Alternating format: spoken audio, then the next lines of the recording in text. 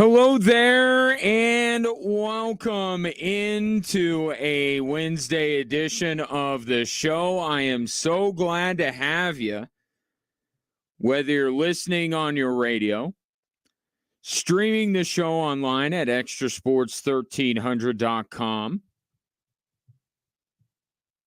If you've downloaded the new Extra Sports 1300 app, sponsored by Diversus Health, mental health and well-being for all, or if you're watching on our social media platforms, Facebook, X, Instagram, YouTube, at Extra Sports 1300. I very much thank you for your patronage, and a veritable cornucopia of sports topics await you over the course of the next 3 hours, and I would love to get your input.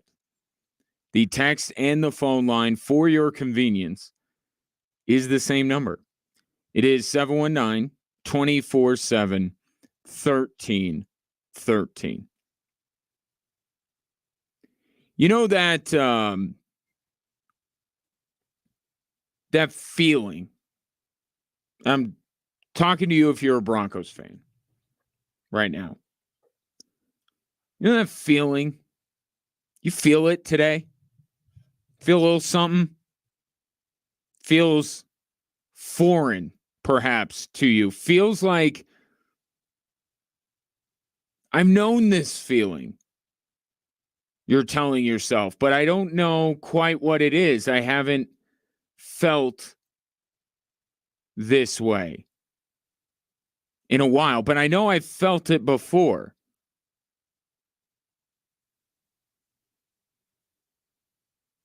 That's called belief.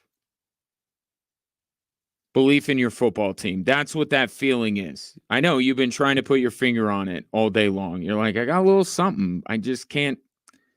It's belief in your football team. Legitimate belief. Not I'm a fan and I'm going to delude myself to the point where I'm going to believe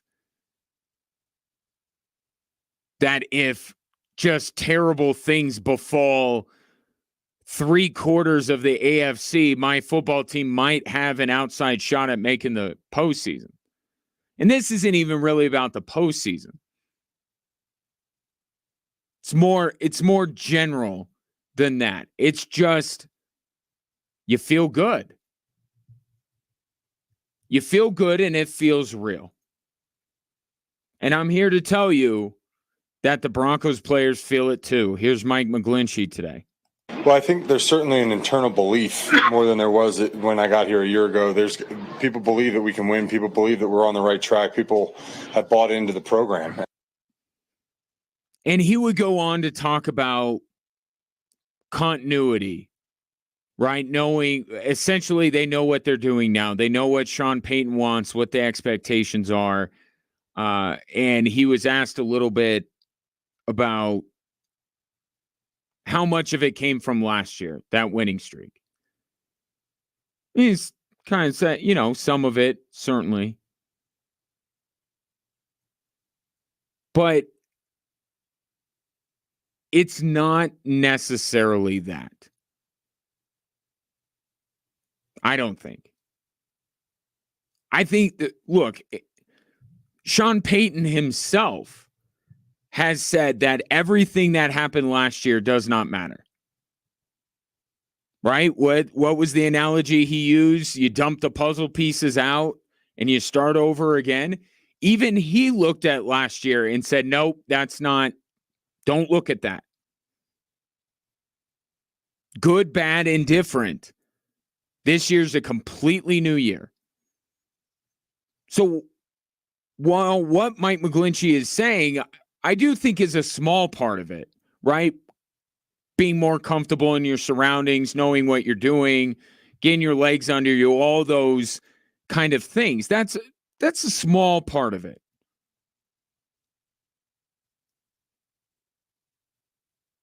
I don't even think it's about Sean Payton necessarily.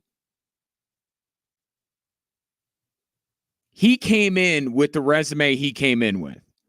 If you can't look at that guy as a Broncos player and go, especially if you're one of the longer term Broncos, Like if you're a Cortland Sutton, if you're a Garrett Bowles, you don't look at Sean Payton, look at that resume, and say, yeah, he's a bit different than Nathaniel Hackett, Vic Fangio, Vance Joseph.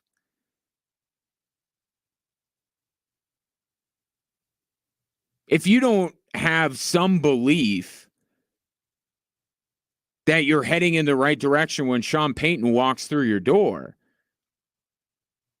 then I just don't think you understand what that guy has done. And also, were you not paying attention to the previous coaches that you have had? Doesn't he seem a little bit different? Doesn't he seem like he knows what he's doing?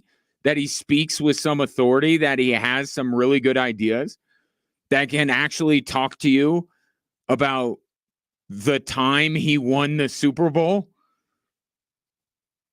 So I don't even think it's Sean Payton necessarily. But it was Sean Payton who put his finger right on the zeitgeist. Here's Sean Payton earlier today. It's a good group to work with, and I know the offensive coaches feel that way. I feel that way. I like where we're at right now, and that's encouraging for our team. That's encouraging for the team. Because when that's unsettled and maybe not as far along, then there's a lot of things you can do well, and yet the team sees that there's a ceiling maybe on what you can do. He's talking about the quarterbacks. Yes, specifically, even though he's talking about all the quarterbacks, of course he's talking about Bo Nix. Of course he is. But look, there was a lot to like from all three of the quarterbacks. But it is about Bo Nix. Sean Payton is talking about the quarterbacks, specifically Bo Nix. And he's speaking the truth. Because the Denver Broncos are that team that he is describing. You remember the Denver Broncos had arguably, not even arguably, Von Miller is the best pass rusher of his generation.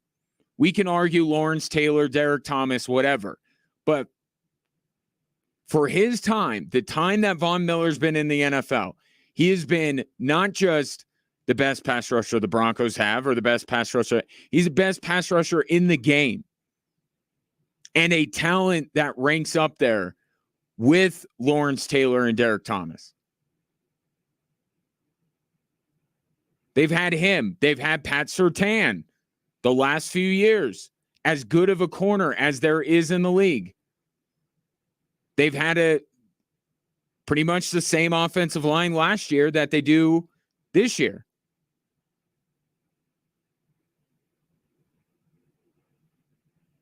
Sean Payton hasn't gotten rid of everybody. There's some guys that have hung around. But there have also been some guys that have come and gone that have been very good players for the Denver Broncos who are no longer with the team. The Broncos are that team that have done some other stuff well, but there was a ceiling.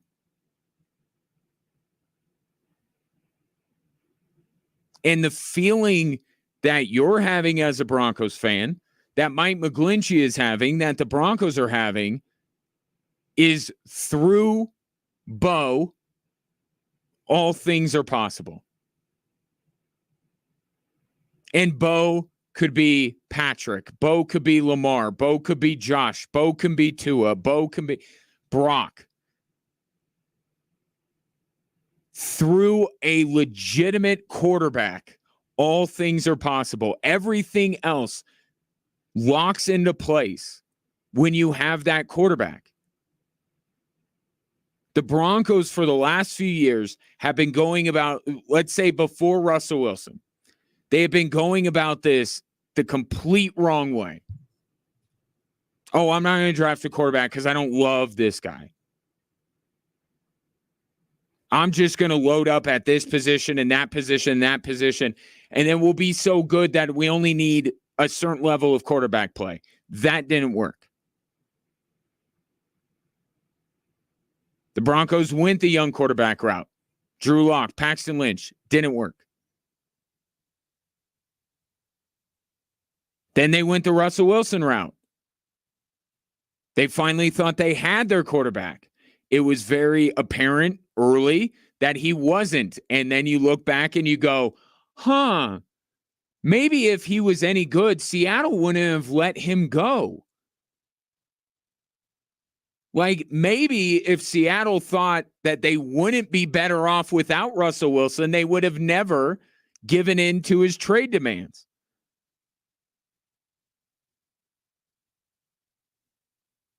But once you have a quarterback that you look at and you're like, he's capable, and he's more than capable, everything else seems to fit in. All of a sudden, you don't need the best wide receivers. You don't need the best offensive line. You don't need the best defense.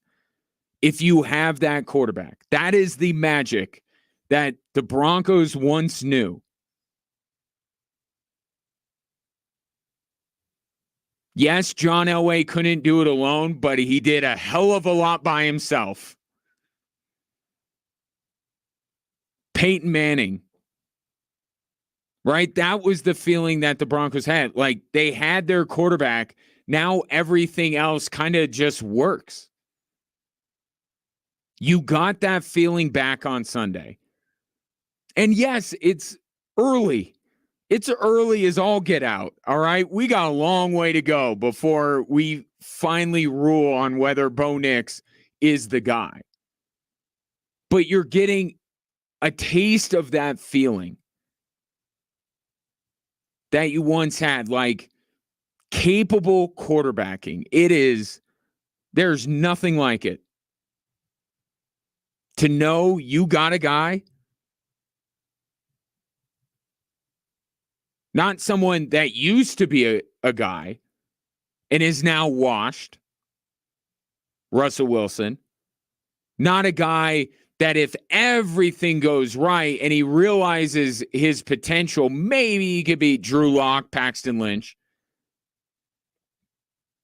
61 career starts in college. Bo Nix is as known of a commodity as has ever been in the NFL draft. That's where all of this is coming from. The Broncos, just like you, see what happened on Sunday, and then they couple it with the fact that Bo Nix was incredibly productive for a long time in college. And they're like, okay, maybe this isn't a mirage. Maybe this is the floor. Maybe what he was against Indy is the floor. And if that's his floor, we can work with that. We can get by with that. It's better than higher than Russell Wilson's floor.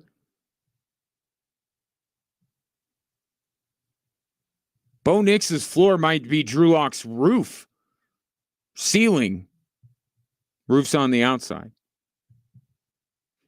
The ceiling is the roof, right, Michael Jordan?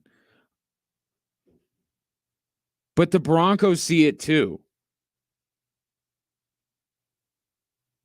That's where the belief comes from. That's why Mike McGlinchey says we feel like we're going in the right direction. Because Russell Wilson's not here and Bo Nix is. And heck, given what we saw on Sunday, even if Bo Nix isn't the guy, it looks like we can get by with the other two. Right? It's about Bo, but it also doesn't have to be.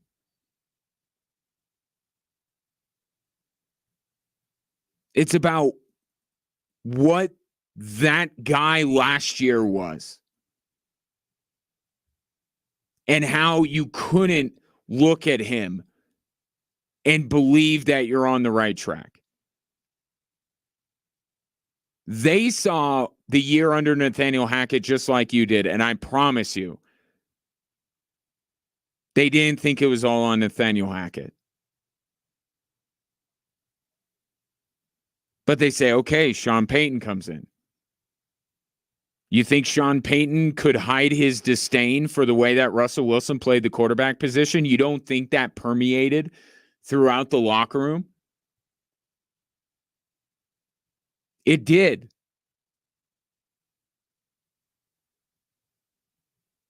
And now they're looking at it and like,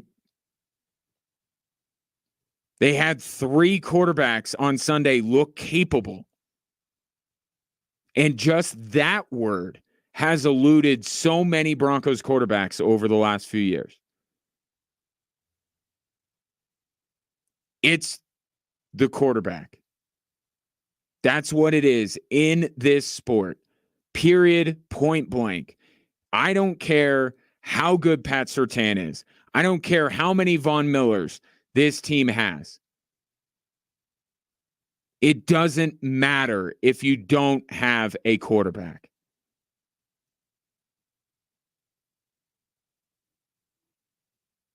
And they saw a glimpse just like you did on Sunday that maybe, just maybe, they do have one of those.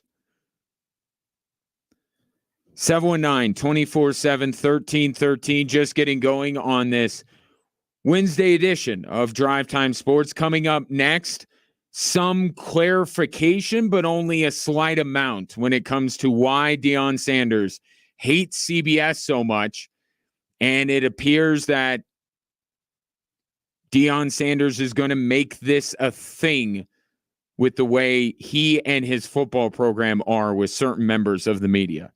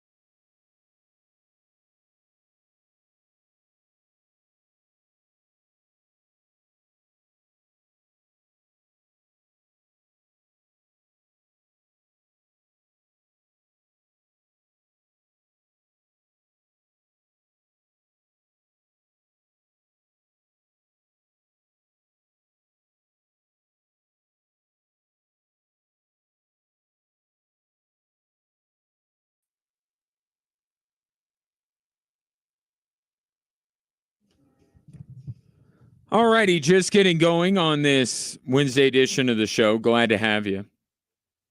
So, want to take you back in time to Friday.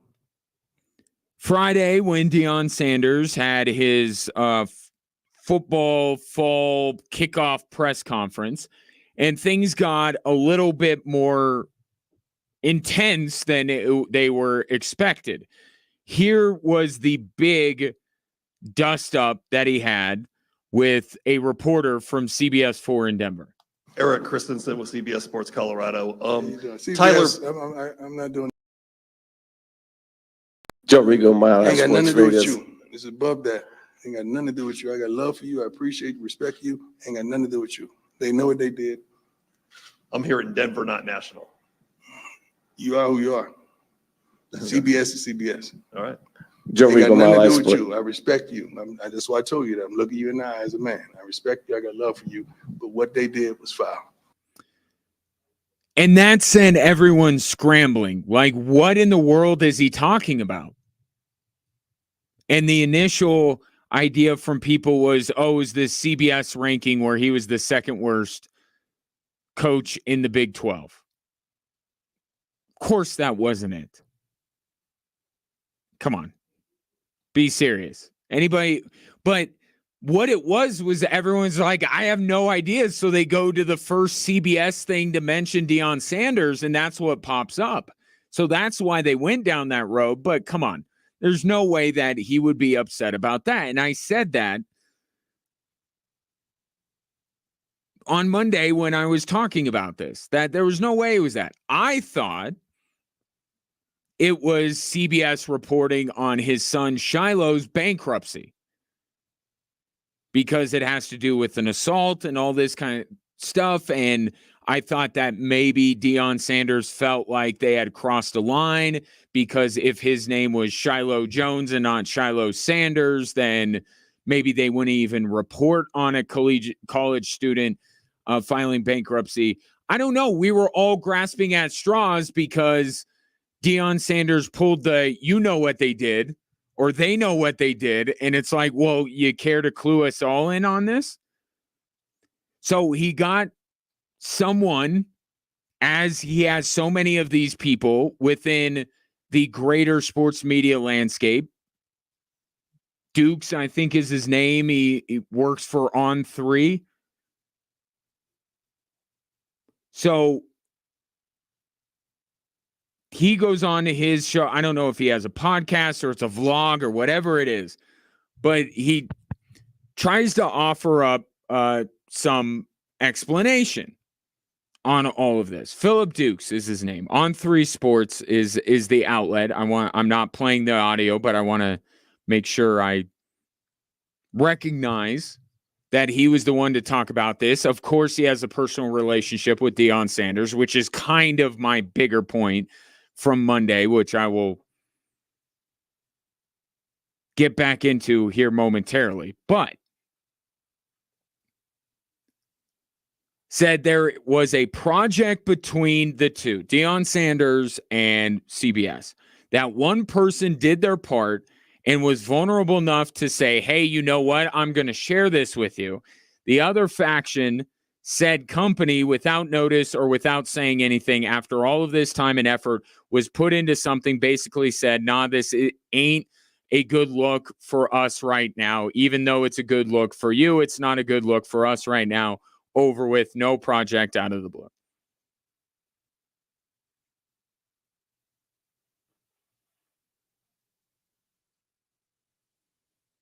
Does that make you feel like Deion Sanders was justified with that information?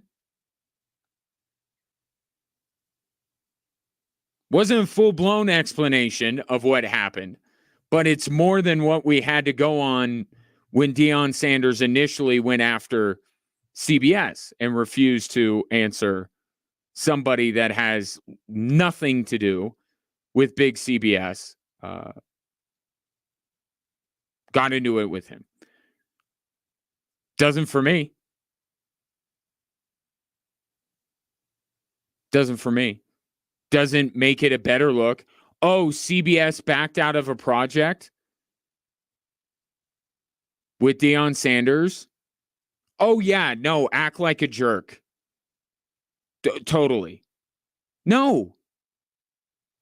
No, I appreciate the added context because we were searching for the context. We were pining for the context. We were dying to get the context. So I do appreciate that. I know, okay, it's not about this. It's not about this. It's about this other thing. Okay. Still doesn't do enough to make me feel like I need to change my mind about what I heard and saw on Friday. Again, local CBS affiliate does not call the shots for big CBS. It is actually quite the opposite, which Deion Sanders knows, but he's upset. And so he took it out on somebody because he was sending a message to big CBS. I don't think that that's a great thing to do, but that's what he felt like. And now we kind of understand a little bit better, at least, where he was coming from. Doesn't make it better, but at least we have that additional context. But that's the issue here. And I don't, it always sounds like I'm being critical. The sports media landscape is massive. Okay. And there's room for a lot of different outlets, a lot of different people. Some of them can be buddies. I mean, look at all these podcasts. It's all just buddies getting together, and many of them are fantastic. They're great to listen to, great conversation. But you know that when you tune into that, they're not going to ask any difficult questions. So my big thing is I don't begrudge if somebody has a personal relationship with Deion Sanders or somebody that they cover, then that's fine. Don't hide it from it. Like, make sure people understand. And to Philip Dukes' credit, he was very upfront with it. And I appreciate it. I know that he's going to do quite a bit to keep his friendship or relationship or whatever it is with Deion Sanders intact. And I respect that. That's fine.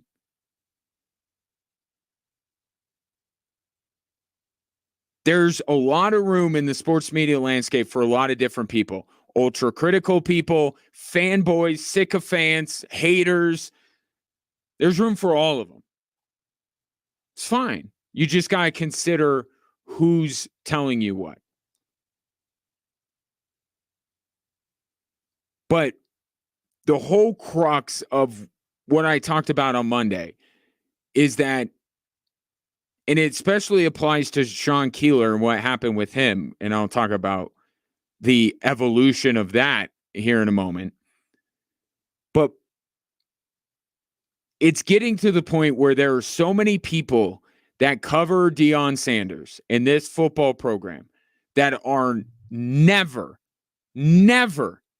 going to say anything even remotely critical about him, his sons, or his football program, that I think that Deion Sanders is starting to feel like any outlet that he would label as negative, he doesn't have to talk to them. He's like, I can get out what I want about my program by people who will not challenge anything I say, who will not ask me about anything that I perceive as negative, that will do exactly what I want them to do. This is the first step. He's not completely there yet, but I've seen this from coaches, from politicians. When you surround yourself with yes men and sycophants and people that will parrot anything you tell them, it makes the truth, it makes criticism, it makes critiques harder to listen to. So now we get to Sean Keeler. Sean Keeler of the Denver Post, Coach Prime got into it with him, asked him, why are you the way that you are? And if you read Sean Keeler's work, you know he is more critical than anybody with Deion Sanders.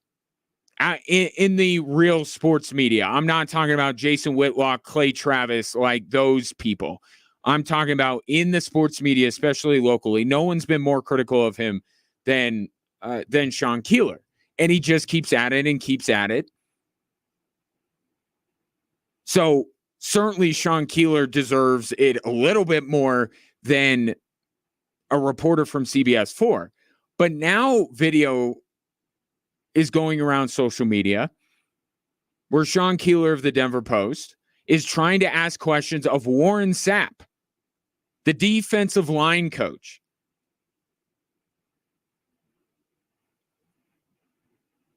And is shut down not once but twice.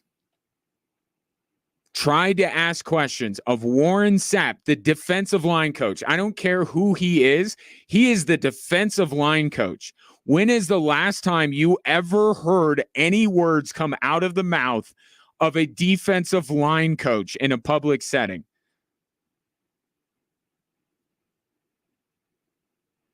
But the defensive line coach of the Colorado Buffaloes is being surrounded by a throng of reporters, which is very uncommon.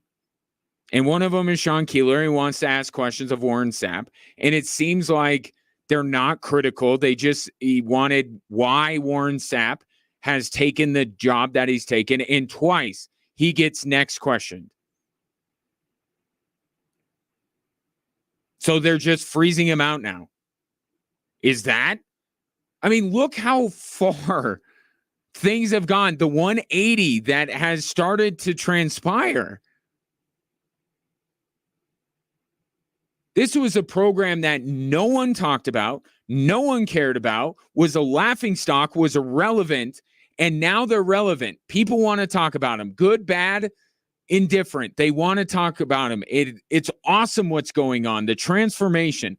And yes, there are going to be some detractors, but in less than 2 years' time, you're going to go from nobody wants to talk to us to now we don't want to talk to you.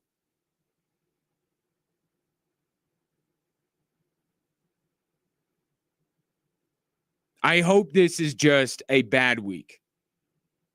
The wrong week with the CBS thing. And I hope that cooler heads prevail and we don't see more of this nonsense as we get closer and into the season. Because it's fine that you don't want to be critical of this program. That's okay. But you should not be the only people allowed to talk to Deion Sanders. It shouldn't be that way. And I don't want to say that it's going in that it's absolutely going to happen. It very well could be just some tempers and a little flare up for about a week, and then things will simmer down and it will be fine. But it's not a good look at any point when you do it at any time. And then if you continue it, and the context that you try to add to it actually doesn't change that much, it's not good. But there you go. There's the clarification. It's some project between Deion Sanders and CBS. That is not happening now. 719-247-1313. Coming up next, it did end up being the worst case scenario for JJ McCarthy.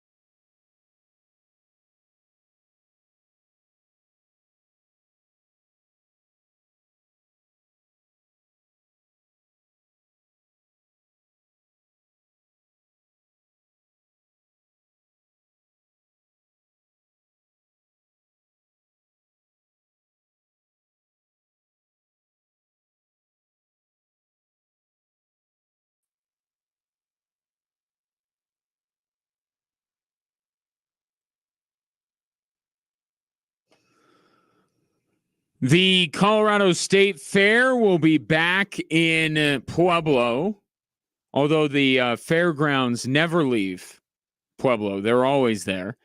But the event itself, the Colorado State Fair and Rodeo, will be back in Pueblo August 23rd through September 2nd with all the awesomeness that you come to expect from the Colorado State Fair. Free attractions and entertainment, a carnival, great lineup of concerts, Ludacris, Trace Atkins, the Goo Goo Dolls, and many more. It's fun for the whole family in Pueblo, August 23rd through September 2nd. Get your tickets now and plan your visit while you're there. It'll be helpful. ColoradoStateFair.com. Well, an organization, a franchise that doesn't need any more kicks to the groin, got another one today. Although it was I'll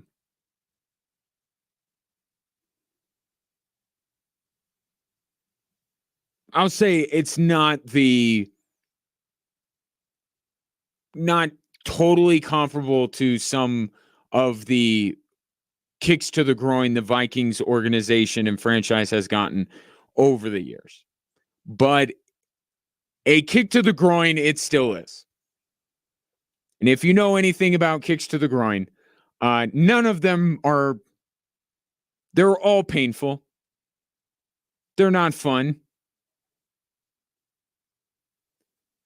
And today, the Minnesota Vikings found out that J.J. McCarthy will not be available the entirety of this upcoming football season. He tore the meniscus completely and needs to get it completely repaired, which means his season is over before it starts.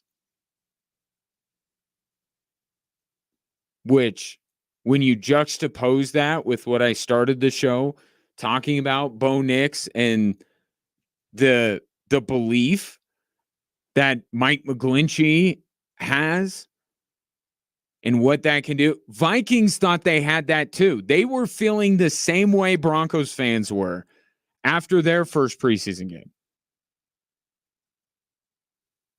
which was the same as Chicago Bears fans were feeling.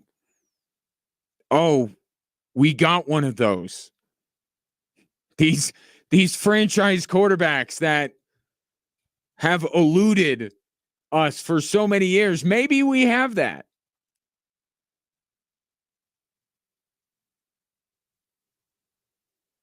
And I know it's early for all three of these guys. We don't know what Caleb Williams is going to turn into, or Bo Nix, or J.J. McCarthy. But what I'm saying is Vikings fans had the same feeling that Broncos fans had.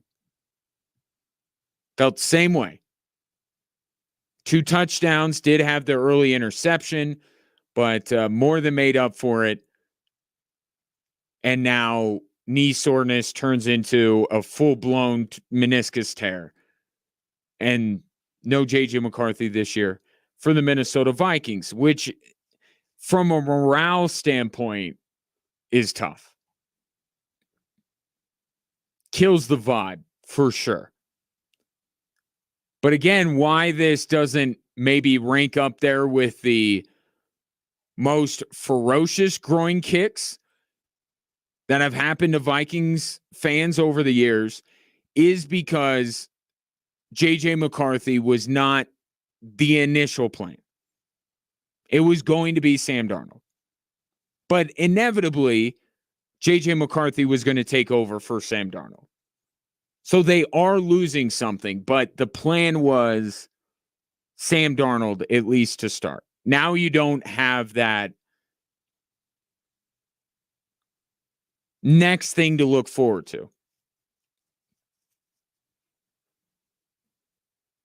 Because I think that division is really good. And the Minnesota Vikings could be last in that division. They absolutely could be.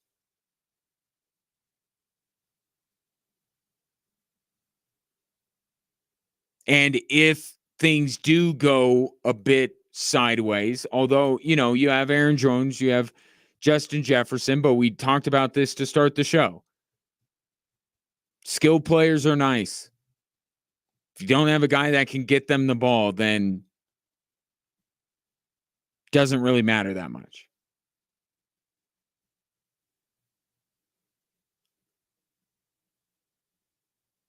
The Vikings could be the worst team in arguably the best division in football. Coincidentally, it's the other North that rivals it. Both North divisions are going to be tough. So if this season were to go off the rails, if Sam Darnold were to struggle and they lose games, you don't have that thing. Well, at least we're going to see JJ McCarthy. At least we're going to get him a little bit of experience under his belt and get him ready to hit the ground running next year. You don't have that for sure. And then if you want to get a little bit more carried away, it's like, well, maybe JJ McCarthy can be better than Sam Darnold. Maybe they can win games now once they turn to JJ McCarthy over Sam Darnold. But again, it starts with the feeling that Vikings fans got after watching JJ McCarthy. Like, we may have something here. And then you let that carry you as far away as you want it to.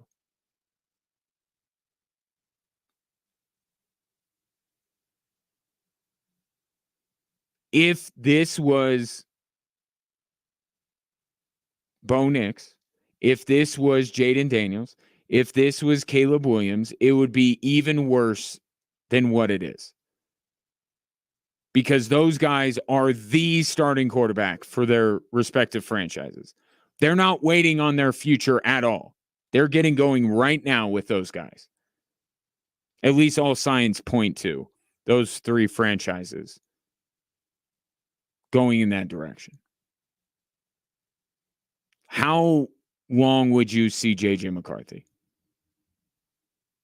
Or when would you see him? Week 8, week 9, week 12?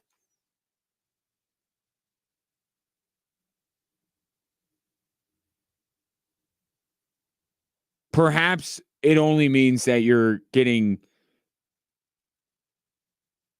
kicked in the midsection by a sneaker instead of a steel-toed boot, but it's still not. It's not good, and it kills the excitement of what Vikings fans thought JJ McCarthy could be going into this preseason opener and then after his preseason opener. And think about that. Before you go and try to troll Minnesota Vikings fans, think about if it was Bo.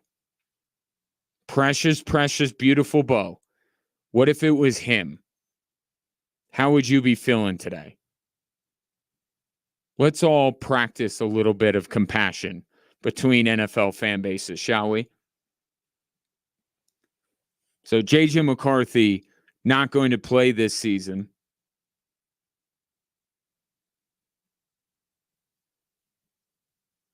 And then there were 3 when it comes to who will be the best rookie quarterback. Because I don't think Drake May plays till very late. Michael Penix may not see the field at all. That's a real possibility. JJ McCarthy was going to be on the field at some point. Now it's Nix, Daniels, Caleb. I don't know if today's news changes your mind about who you would take if I threw McCarthy into the mix, but he's out of it. Which rookie quarterback will have the best rookie season? Because we now know who has the worst rookie season and that is J.J. McCarthy. And Michael Penix will probably be second to last. So it's the other guys we got to figure out. 719-247-1313. Viking fan, if you're listening, you don't deserve this. You don't. It sucks.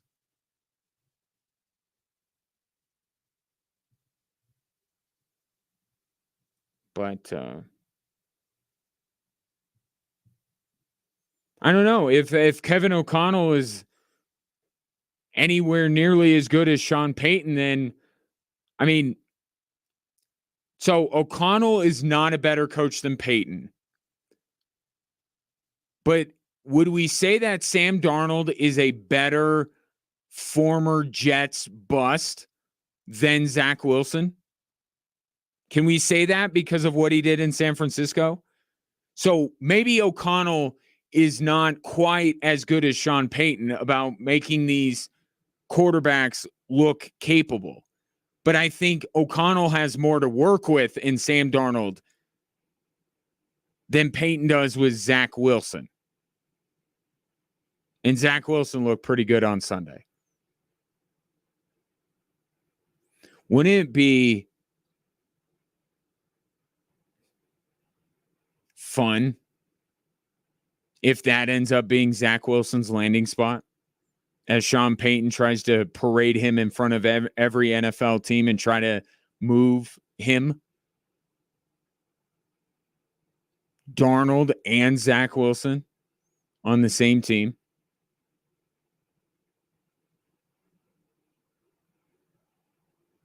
They do need a quarterback. Backup quarterback. 719-247-1313. Coming up next, Sean Payton has had a chance to look at the film from Bo Nix's debut. Was it as good as it looked to all of us? He'll tell you next on Extra Sports 1300.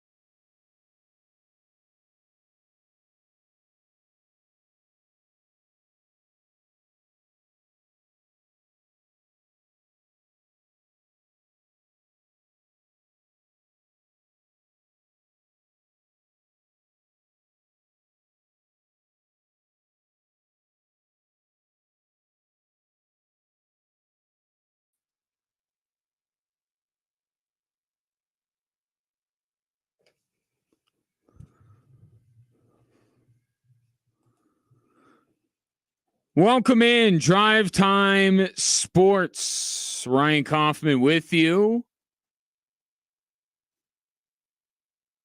If I were you and you were me, I would be listening to the show on the new Extra Sports 1300 app.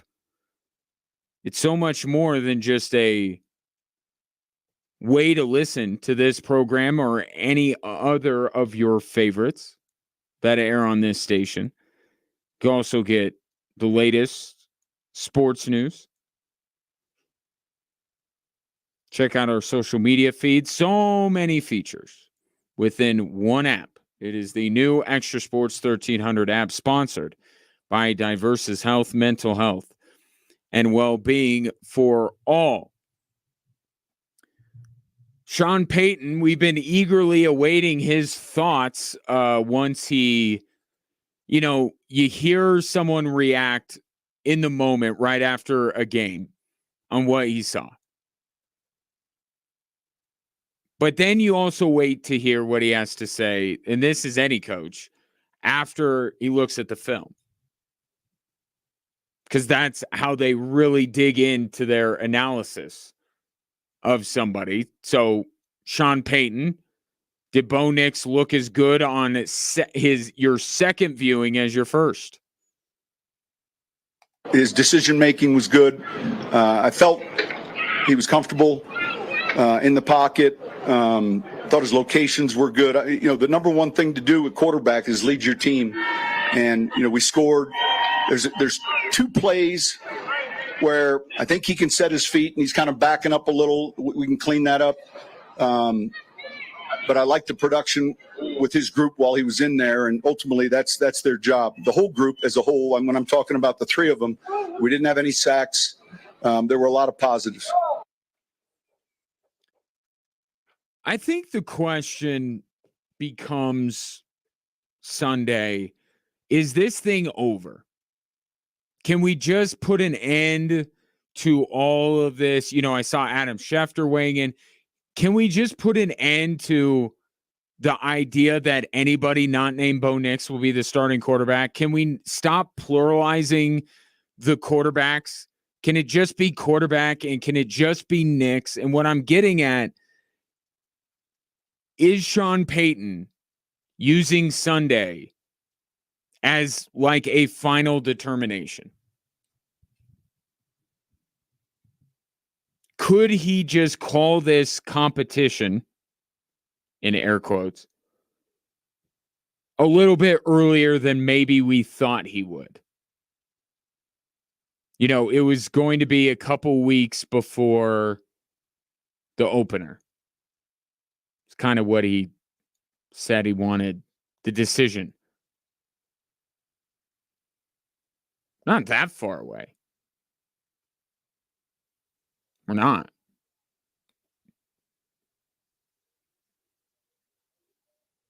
I could see if Bo Nix replicates what he did on Sunday. At least replicates it. If he exceeds it, obviously that's even more so. But if he does about what he did against Indy, yeah, why not? Why not make Monday or Tuesday or whenever you find your way back to the podium, why not just name him the starter? Just do it. And it's funny because and I know, and Sean Payton knows, and Bo Nix knows, and Mike McGlinchey, everybody knows. But there's something about that validation. When I hear it from Sean Payton, when it's Facebook official, is that a thing anymore? Something being Facebook official, like you just want that. You want that closure to be like, okay, it's this. There's no more wiggle room. There's no more caveats. There's no more if this, then this. It's just Bo's the guy. Week 1, Seattle, go.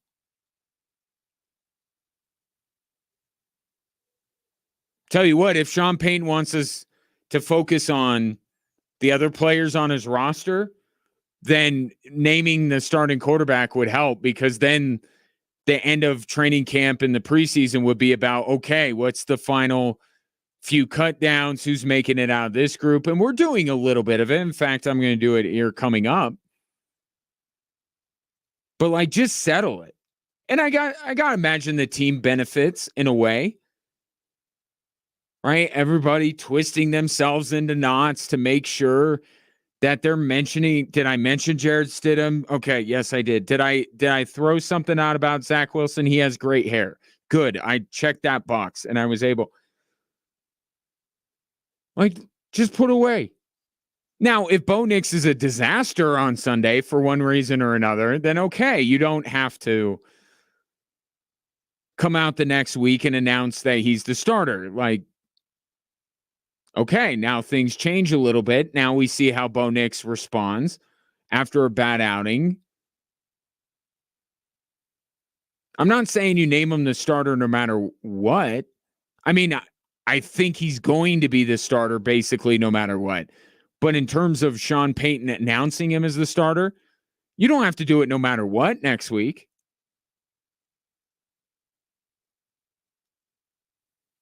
But if Bo Nix replicates what he did against Indy, then now you're really not fooling anybody. I still haven't found the person that is still believing that this is an open competition and like legitimately looking at what Jared Stidham and Zach Wilson are doing and say, well, maybe one of them might. I don't think those people are bountiful or plentiful.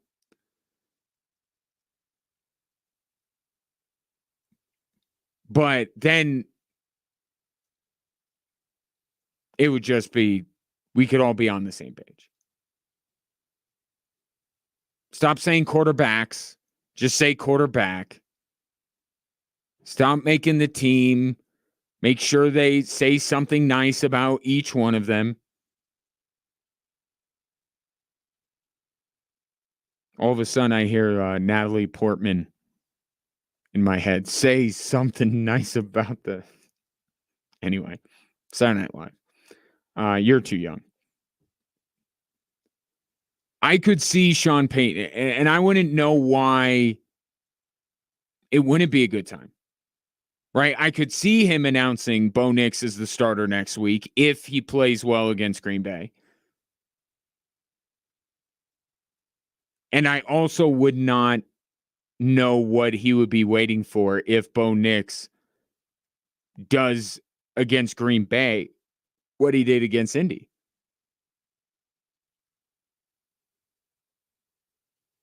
Right? You followed up. Good. You didn't buy into your hype. You didn't rest on your laurels. It wasn't a It wasn't a one-time thing. Like, you followed it up the very next week. Consistency. Came right back. Played at the same level.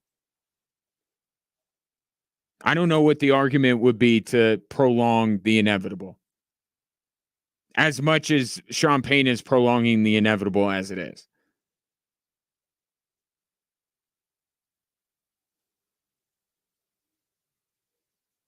Now, I think in some way, the likelihood that Bo Nix successfully follows up his debut on Sunday, I think it goes up a little bit.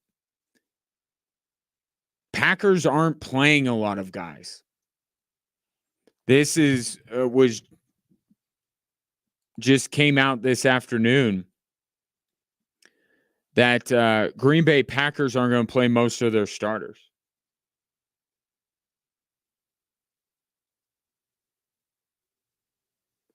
So, and you can understand why a little bit, because they are doing joint practices together. And one day there may be a world where the joint practice becomes the new preseason game. Right? Put them on NFL Network. Let us watch. Sell some tickets.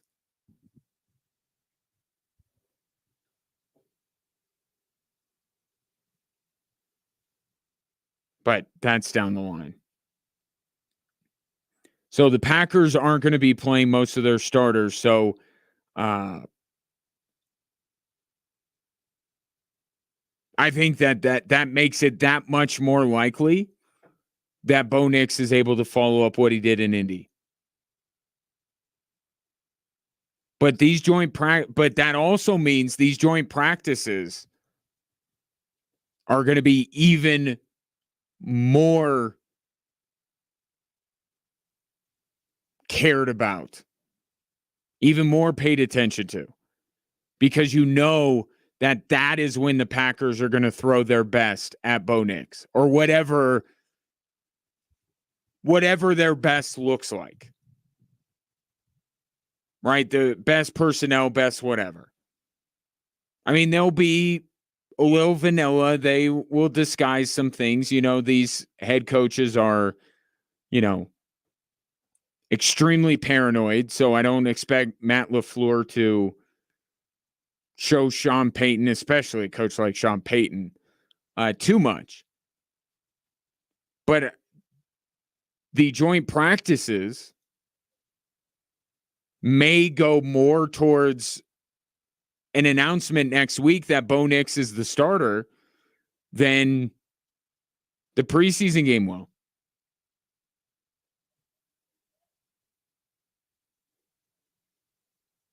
But whether it's the joint practice or the game, I think this time next week we may know that Bo Nix is the starting quarterback of the Denver Broncos for the opener in Seattle.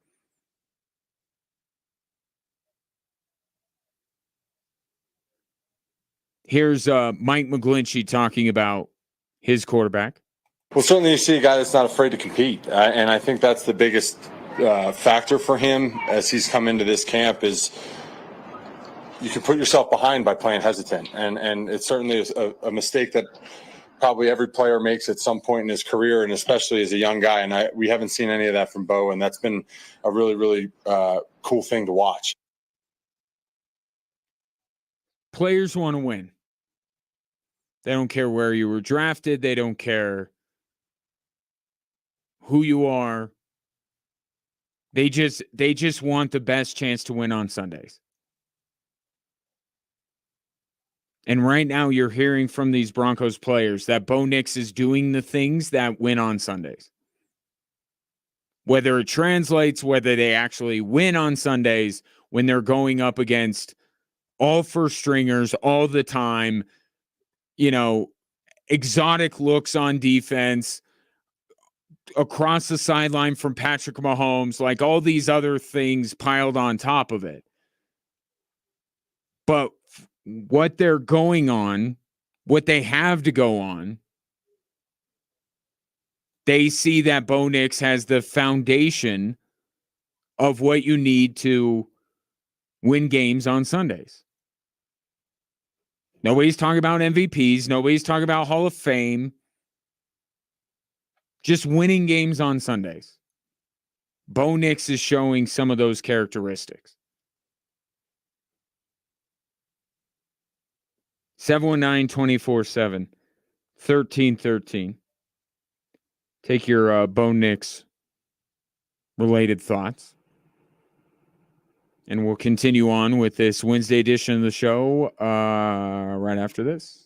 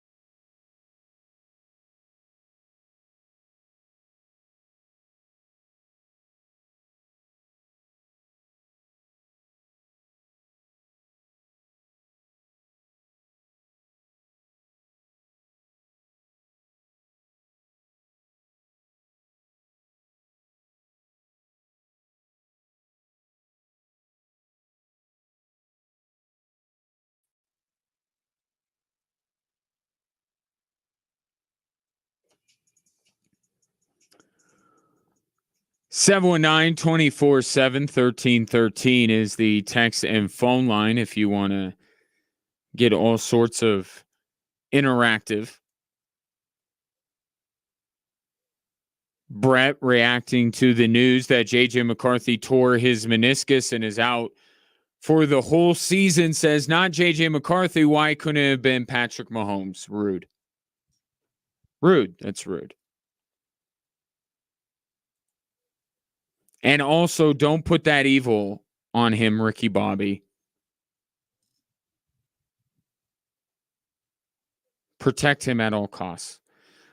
Steve G says, every QB in camp knows their position on the depth chart. Nick starts Stidham, backup Wilson. Bye-bye. Sean Payton said a lot of glowing things about Zach Wilson, and it's always the experience. And I don't know, maybe I've become a little callous over the years. I like to feel that I'm more perceptive, that I pick up on things a little bit better. Maybe not. I mean, I certainly don't with women, but with football coaches, I feel like I can read between the lines a little bit. And I just can't help hearing Sean Payton talk about Zach Wilson and say, this dude is on quarterback QVC selling Zach Wilson for 4 easy payments of $19.99. And I'm not saying he didn't play well on Sunday. He absolutely played well, but he's a former, second, third overall pick. And he's playing against third stringers. How long has he been in the league? Like, I get it. All 3 of them looked fine. And that's a good thing. But can we, knock a few points off of Zach Wilson given who he was going up against? Isn't he beyond that?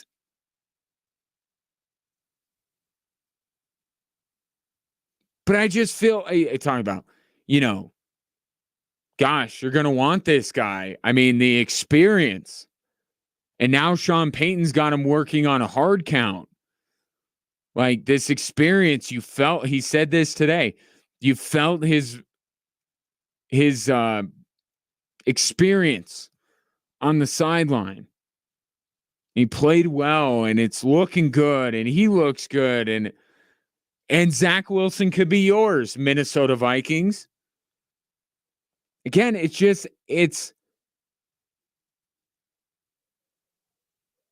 or maybe to do the orphan dogs thing. Maybe he, in the Sarah McLachlan voice, is like, for less than a postage stamp, you can have Zach Wilson.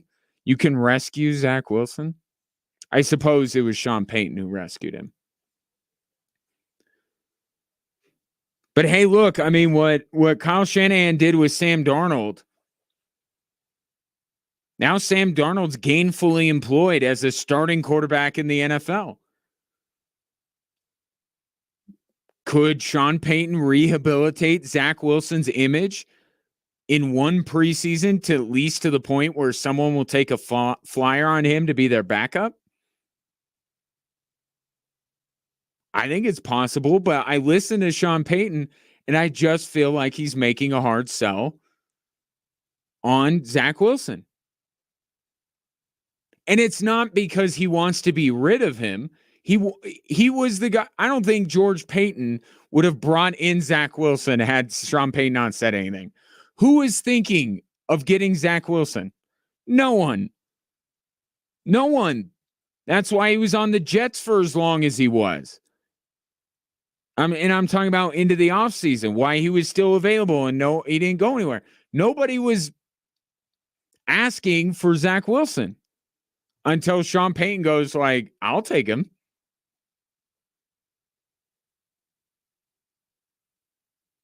And George Payton's like, okay, brings him in. But now Bo Nix looks the way Bo Nix does. And Jared Stidham, I've always felt like, is that old, reliable or break glass in case of emergency, however you want to frame it. But just if not Bo, then Jared Stidham.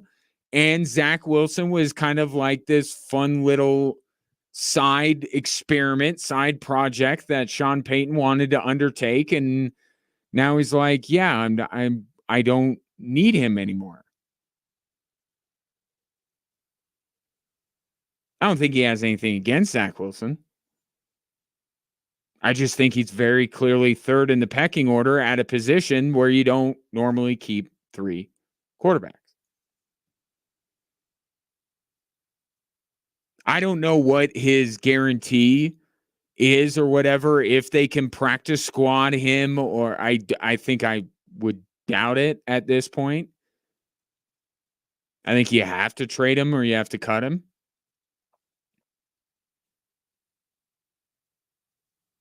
But I just, every time I listen to it, I'm like, it's like he's trying to sell other teams on Zach Wilson.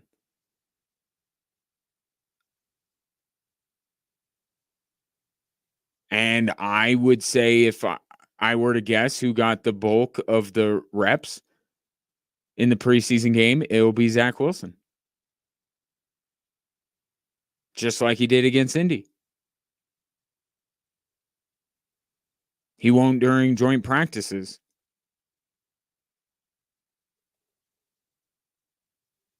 Which should tell you the importance of, at least that's what I think, is that he won't get more work than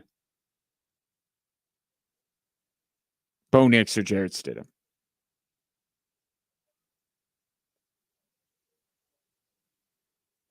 But hey, Zach Wilson played well. Played well. Can't say they didn't. You could just kind of point out who's going up against and maybe not be as impressed with him, but still played well. I mentioned the other day that the most impressive rookie not named Bo Nix for the Denver Broncos on Sunday was Jonah Ellis. Had a sack, had a pressure that led to an interception. Looked very good out there. Sean Payton would agree with my assertion. There's some good tape with him. Those guys that are competing at that linebacker spot, he, Cody, there's a lot of good film to coach off of. I thought we played the run well. There's a number of things we had to clean up, but overall, I think it's good to get him. It's good to get all those guys out here, and then in that type of setting where we're actually tackling.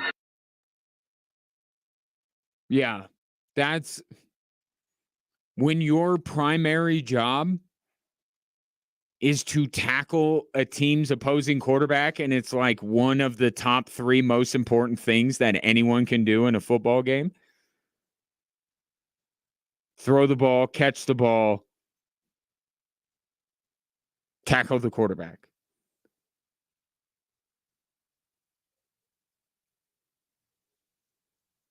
But there's an opportunity there.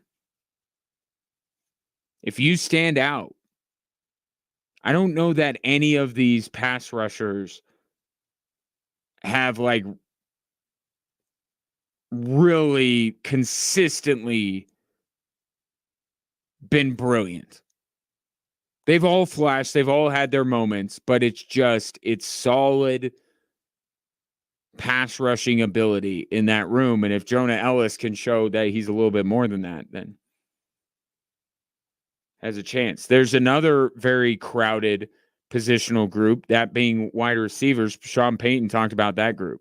More than I can recall anywhere, the depth and competition at that position group. I think we potentially have guys that may end up playing for another team. And so, but it's still early in the process. But I think it's a real good question, and it's a reality of, just this camp right now. And these guys are working hard, and it's a good problem to have. And the question was not my best at it. The question was, how do you decide the last few wide receivers? Like, what do you look for? And Sean Payton talked about could be experience, could be special teams. That's always the tried and true way. right? If you're one of these, and I'll put the two rookies, Vele and Franklin, into this group as well, with the, Lil Jordan Humphreys and David Sills and some of these other wide receivers they have. Hey, Marvin Mims, right? He got the glamour position on special teams to a degree, but still special teams. That was part of it. Part of why they took him where they did. Part of their vision for Marvin Mims was being a returner. That's always the best way. If you're on the roster bubble, do something on special teams. Because these coaches love special teams. It's all their secret obsession. They may talk about quarterbacks or pass rushers, but really, they love special teams.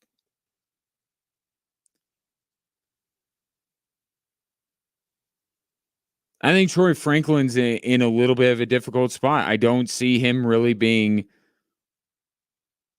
a special teams guy. He's not right now showing more than somebody in his own draft class at that position. I think if we start looking at who needs to show more on Sunday, Troy Franklin would be near the top of my list.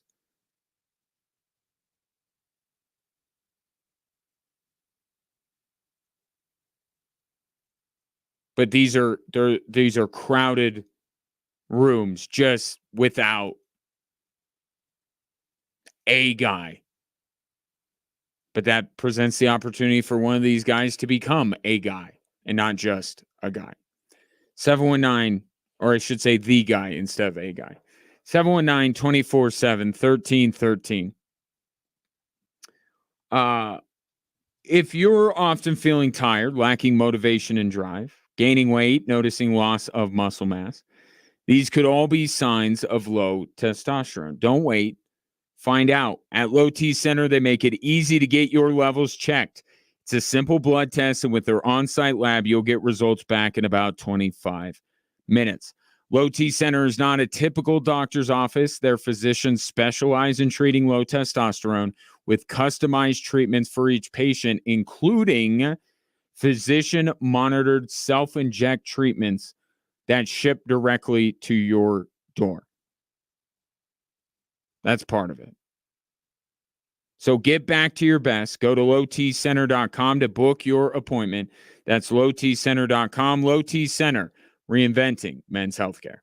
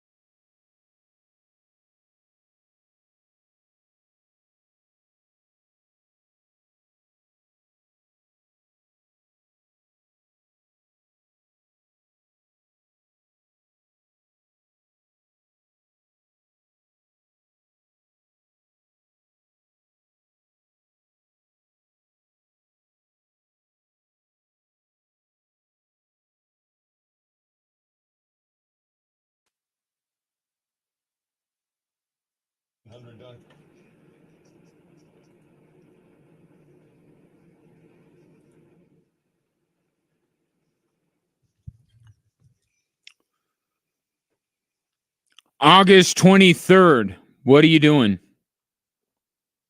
August 24th, what are you doing? How about I just ask you, August 23rd through September 2nd, what are you doing? Because you should be in Pueblo for the Colorado State Fair. Those are the dates where it is going on, and there is a whole lot going on. Carnival, always popular. I like to use the carnival as a way to gauge my age, because I think the day where I can't take riding on a thrill ride of some sort, either something that goes really fast or really high or drops, the day that I can't handle that is the day that I will literally classify myself as old. So the carnival serves a very important purpose in my life. For other people, other normal people, they just go to have fun. Most people aren't like insane like I am. But at any rate, whatever you use the carnival for, it's there. And there's also a ton of free entertainment and attractions and food. Not all the food is free. You got to pay, but it's worth every penny. Worth every penny. And then for some nightlife, how about one of their concerts? Goo Goo Dolls, Ludacris, Trace Adkins, Commodores. Plan your visit today. Again, August 23rd through September 2nd. Colorado State Fair.com. Do you know the legend of Taylor Rooks? Taylor Rooks is an outstanding NBA reporter. Has her own podcast. Well, she has shown the ability to make athletes, say some really wild stuff. The most famous line was Jaylen Brown saying within like 5 years he wanted to have 3 championships, or said something. I have to go back and find it. But it was the quintessential, like, dude, what are you doing? And you wonder if, as we males tend to do, I feel like it's like peacocking, right? Like we're puffing out our chest and we're like, you know what? I'm going to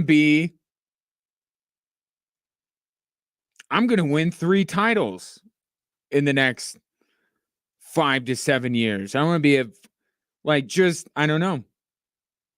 I don't think they do it on purpose, but around her, yeah, they make some bold proclamations about who they are and what they're about to do in their NBA careers. I feel like Kay Adams is starting to have kind of that same effect.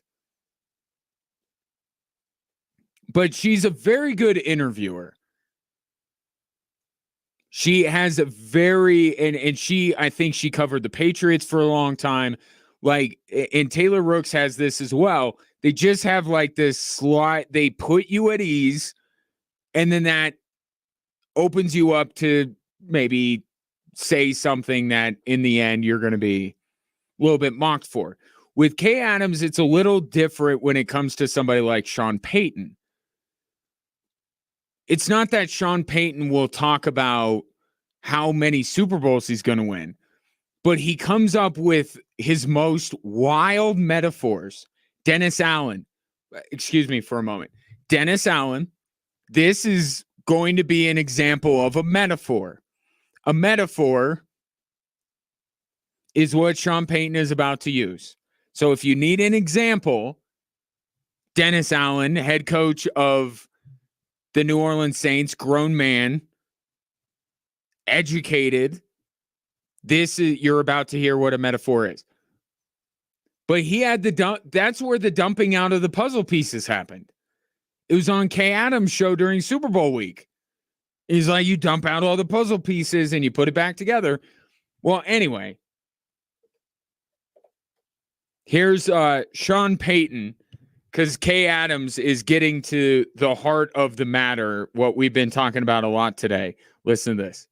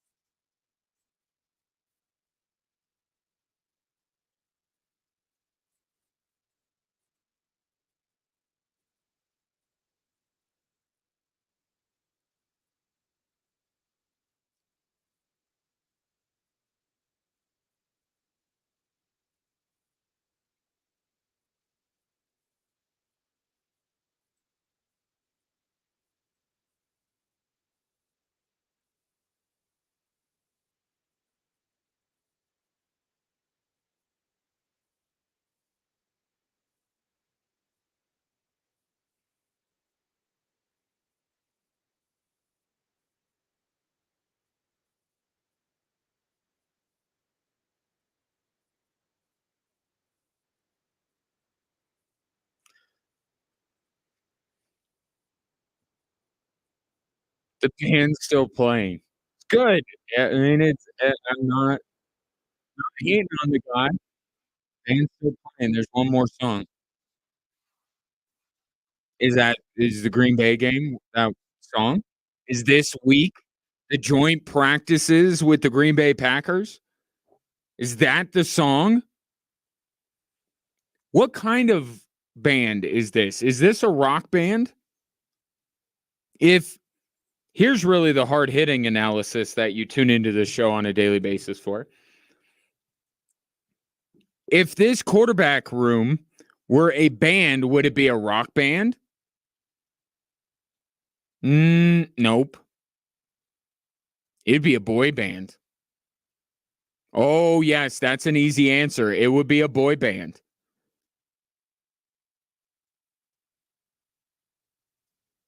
Bo Nix, the clean cut, all-American boy, Zach Wilson. I don't really need to get into anything with Zach Wilson. You understand what kind of now different audience, but I've seen different age groups at NSYNC and Backstreet Boys concerts back in the day. Boy bands appeal to a wide range of ages. And then you have Jared Stidham, who they would label as the bad boy because he doesn't shave.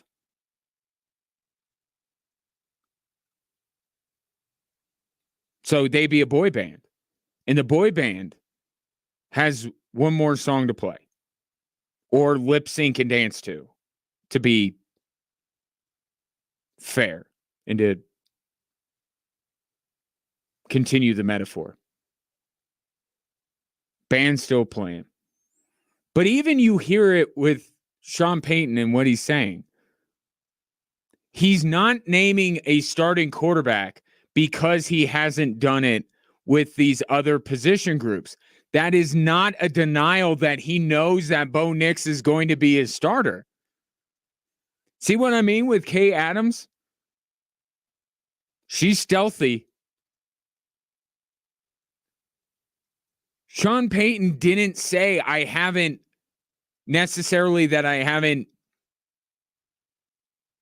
decided yet. That's what I know. That's what the band metaphor was. But the longer you listen, the more I'm like, oh, he picked Bo. He knows it's Bo because this whole time he's known it's Bo. But now he has the ammunition to be able to look you in the face and look his team in the face and say, this is the starting quarterback. And they would nod and like, yeah, no, it makes sense. He knows Bo's the starter. He may not know who the corner opposite Pat Surtain is. Notice, though, he did not. It was only 2 players long. Chris Abrams Drain fans devastated to hear the rookie out of Missouri not mentioned in the competition for the starting cornerback spot. I would believe him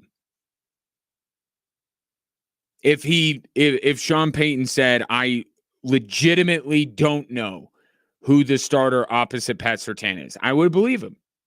I think that there is a favorite. He's the incumbent.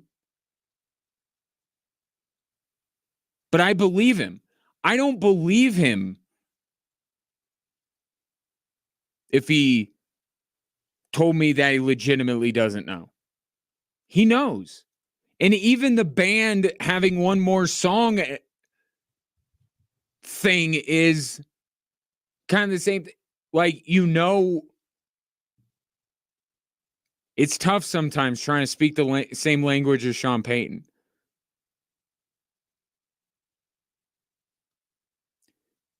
You don't have to wait till the end of the concert to decide whether the concert was good. You already bought the tickets to go to the concert because you wanted to see them.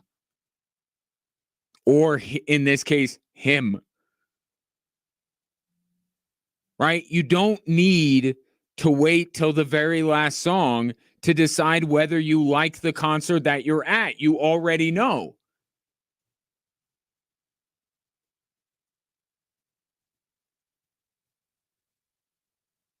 Here's a great example.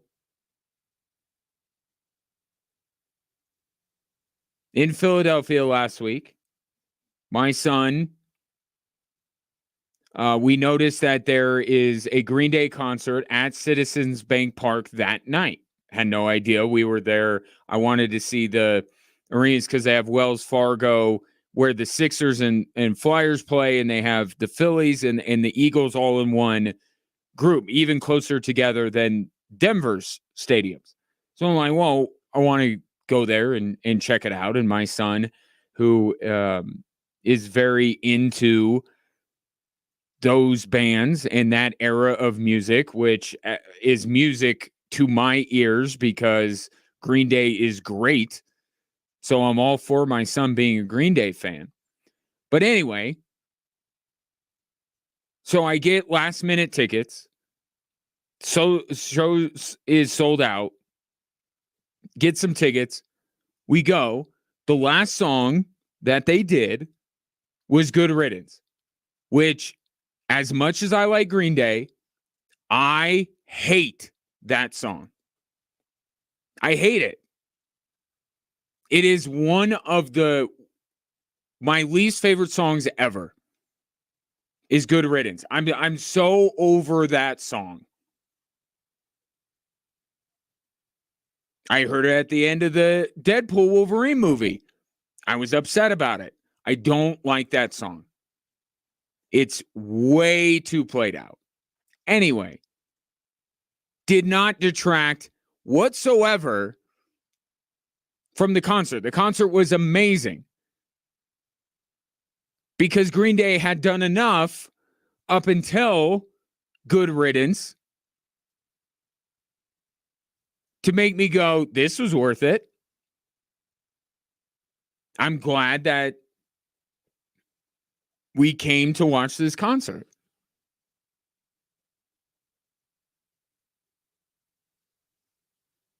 Same thing here with Bo Nix. He knows. He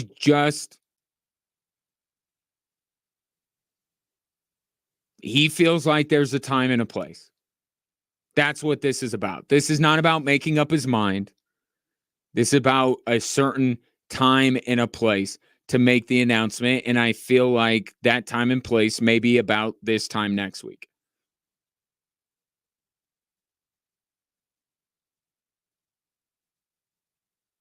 In the next few days, I'm going to get a compilation together. And I'll turn it into a cat poster or something.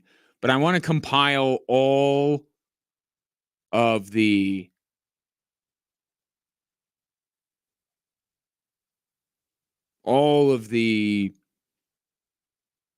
ism, all of these analogies that which is probably more accurate than metaphor, technically. My apologies, Dennis Allen.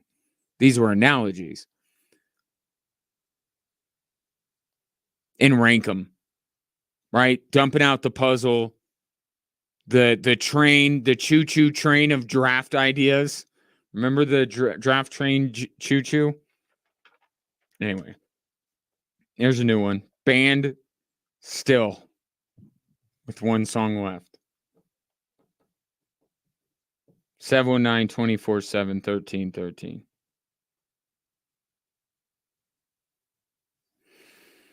Oh boy, need to get this show back on the rails. Is arthritic joint pain keeping you from doing the things you love? Seriously, like, it's not fun if you have arthritic joint pain, and some of what you have been told are the ways to treat that joint pain.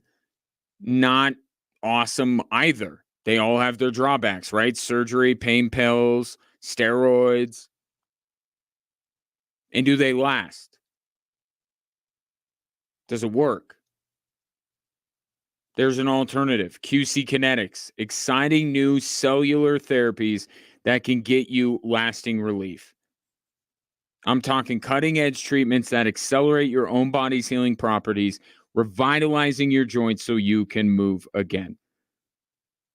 If you're living with chronic pain from arthritis or injury, you need to know steroids, surgery, pain pills, not your only options anymore. Learn how QC Kinetics can treat the pain, enhance your joints, restore your mobility, and give you long-term relief with no downtime. The local medical professionals at QC Kinetics are ready to help you get your life back with regenerative, restorative, cellular treatments for your achy joints. This is the future of medicine. Call for a free consultation now, 719-347-1988, 719-347-1988, QC Kinetics, 719-347-1988.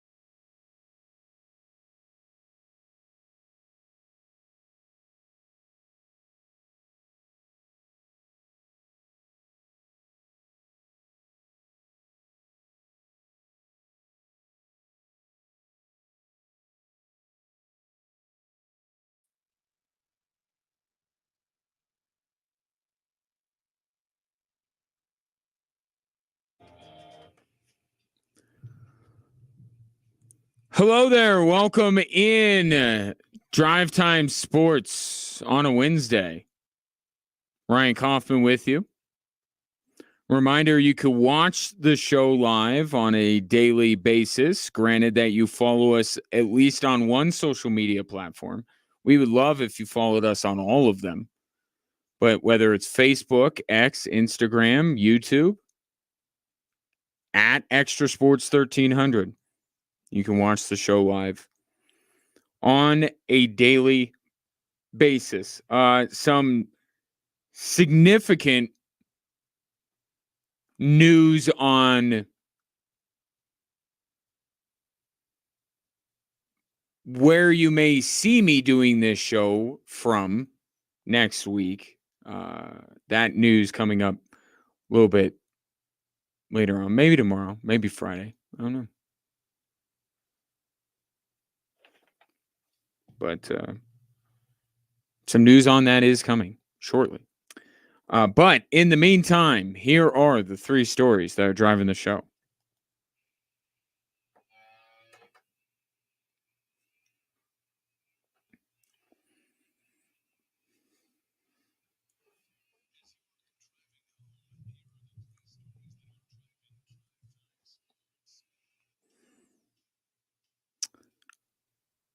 All right. You may be a BO-liever, and Mike McGlinchey is now a BO-liever. Well, I think there's certainly an internal belief more than there was when I got here a year ago. There's people believe that we can win. People believe that we're on the right track. People have bought into the program. Now, you may be saying, Ryan, Mike McGlinchey, Broncos right tackle, said BO-lieve, not BO-lieve. This is not about Bo Nix. Oh, isn't it? Person I made up in my head that may be saying something that you're probably not saying because we have been on the same page for a while now. Sean Payton talked about this today. Yeah, you got a quarterback that you could feel somewhat good about. Right? Some fan bases, some teams feel better about their quarterback than others. Obviously, if you're a Ravens or a Chiefs fan, you feel much better than if you are a Saints or a Raiders fan. But if you have a quarterback that you feel like has something, everything else all of a sudden just kind of falls into place. Not everything has to be. Think about what the Broncos have been the last few years. We've had to look, third defensive end. Who's the guy? Because they got to have a guy, because if they lose their first string and their second string, they're going to have a third string defensive end, and he's got to be really good because this team's got to generate all of that came from the fact that there wasn't a quarterback even worth entertaining the idea that he was capable. And yes, I'm talking about Russell Wilson. But I'm talking about Drew Lock. I'm talking about Paxton Lynch. I'm talking about all of them. Everything you have seen up until this point is that Bo Nix at least makes you want to see more. How's that? Bo Nix keeps you tuned in to the next week. Oh, he had a good week at practice. We'll see what he does next week at practice. Oh, he had another good week at practice. Let's see what he does in the preseason game. Oh, he had a good preseason debut. I want to see him in the second preseason game. He keeps you coming back for more. And that can be a bit intoxicating.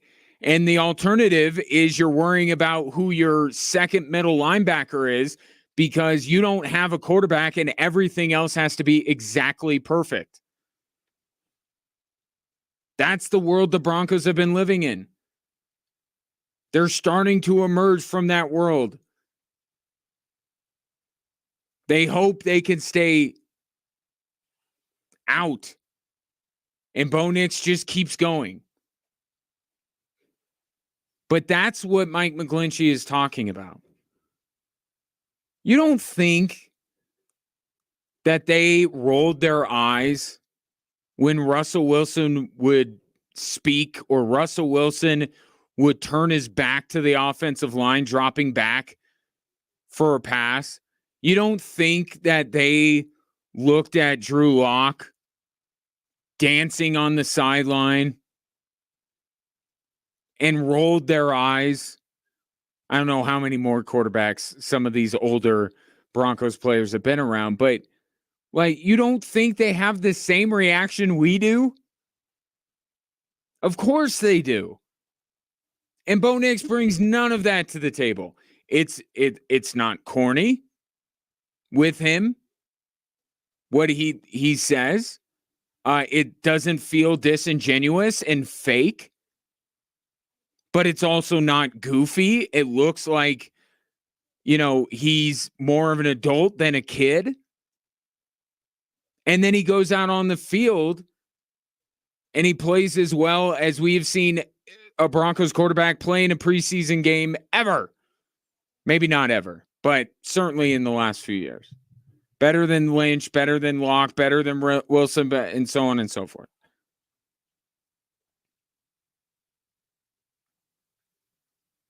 That's what it starts with. And if you feel like you have something at the quarterback position, you're in a better mood. You want to come into work. You feel better. You believe. That's what's going on with the Denver Broncos at this juncture, as opposed to 1 year ago today, or 2 years ago today, or 3 years ago today, and so on and so forth. And isn't it a great feeling if you're a Broncos fan? Just this. You don't know. Bo Nix might be god-awful once the regular season rolls around. I'm trying not to put that in the atmosphere for your good, but it's possible. But right now, this feeling of belief, of hope, of whatever you want to call it, doesn't it feel good? Wouldn't you hate if it got taken away? Because in Minnesota, it kind of did today. As crushed as I am for our team and the excitement that we had in our building, I know our fan base felt the same way, especially after seeing him perform really well the other day at US Bank Stadium. I'm the most crushed for JJ. That is Kevin O'Connell, the head coach of the Minnesota Vikings. It is the absolute worst case scenario with their rookie quarterback, JJ McCarthy. Complete tear of the meniscus, and he is out for the entirety of the season. I don't even want, I mentioned earlier JJ McCarthy was not going to start the season. It's not really about that, is it? Does this change the way that you view the Minnesota Vikings this year? No, not one bit. Whatever you feel about the Minnesota Vikings, you feel that way pretty much whether it's Sam Darnold or JJ McCarthy as the starting quarterback. Maybe you think that there's a future with JJ McCarthy, but I'm just saying the present probably doesn't change much. Whether they finish third or fourth.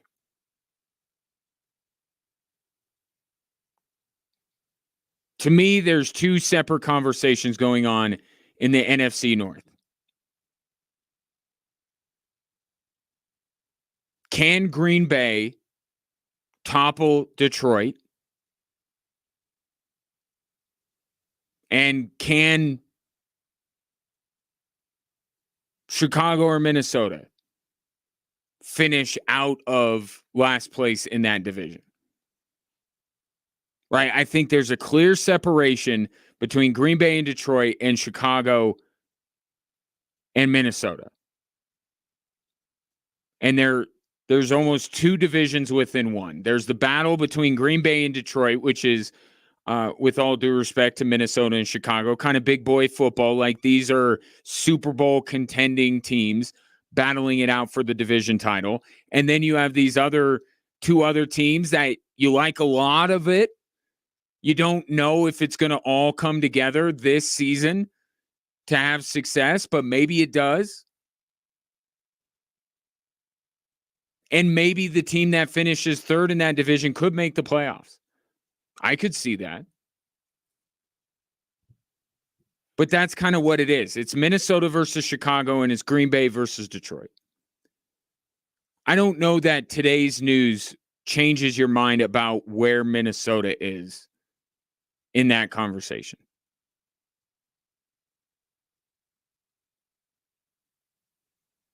So you could proceed as planned there. But it's what Kevin O'Connell's talking about.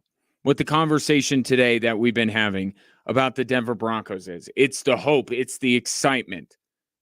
It's the gut punch that the team, the coaching staff, and the fan base is getting today. Because they believed watching J.J. McCarthy over the weekend. And now that got ripped away from them. And now it's just Sam Darnold. Probably doesn't change the wins and losses, but certainly changes the vibe. Certainly changes the excitement. That's what J.J. McCarthy represented for the Minnesota Vikings.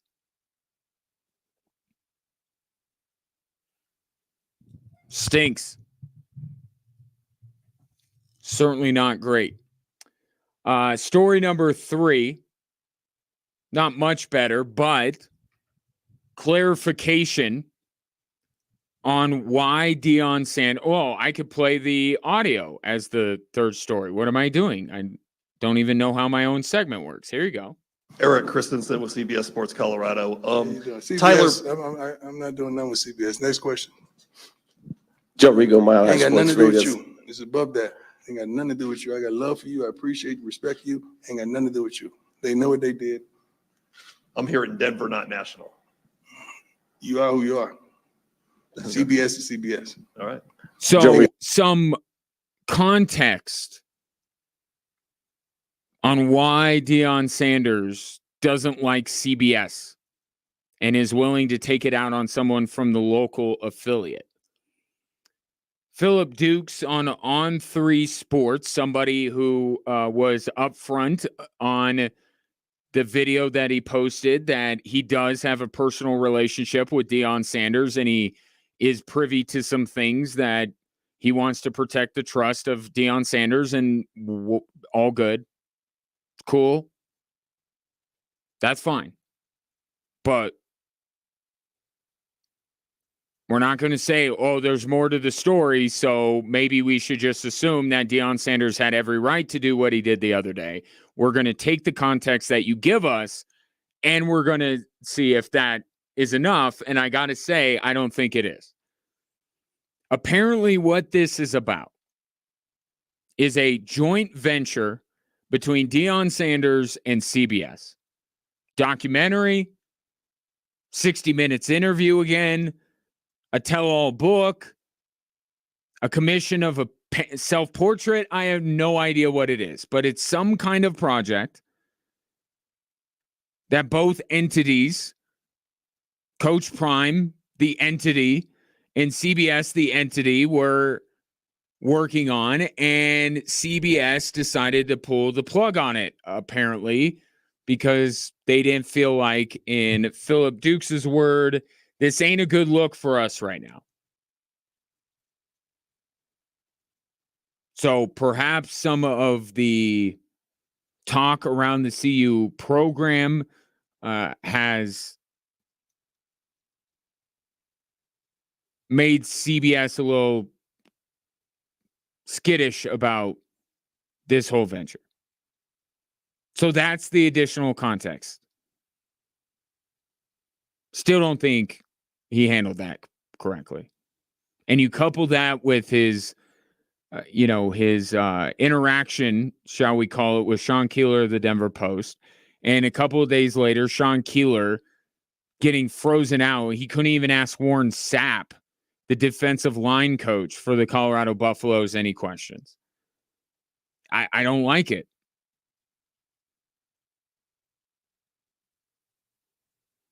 I don't like it. And it could be just isolated to these two things. It could be isolated to this week. And once the season begins, then, it will be just like last year when it comes to Coach Prime. He's going to talk to everybody and be his normal self. This combative Deion Sanders, it's not a good look. It's not. Boastful, we expect. Braggadocious, but happy, positive. Always positive.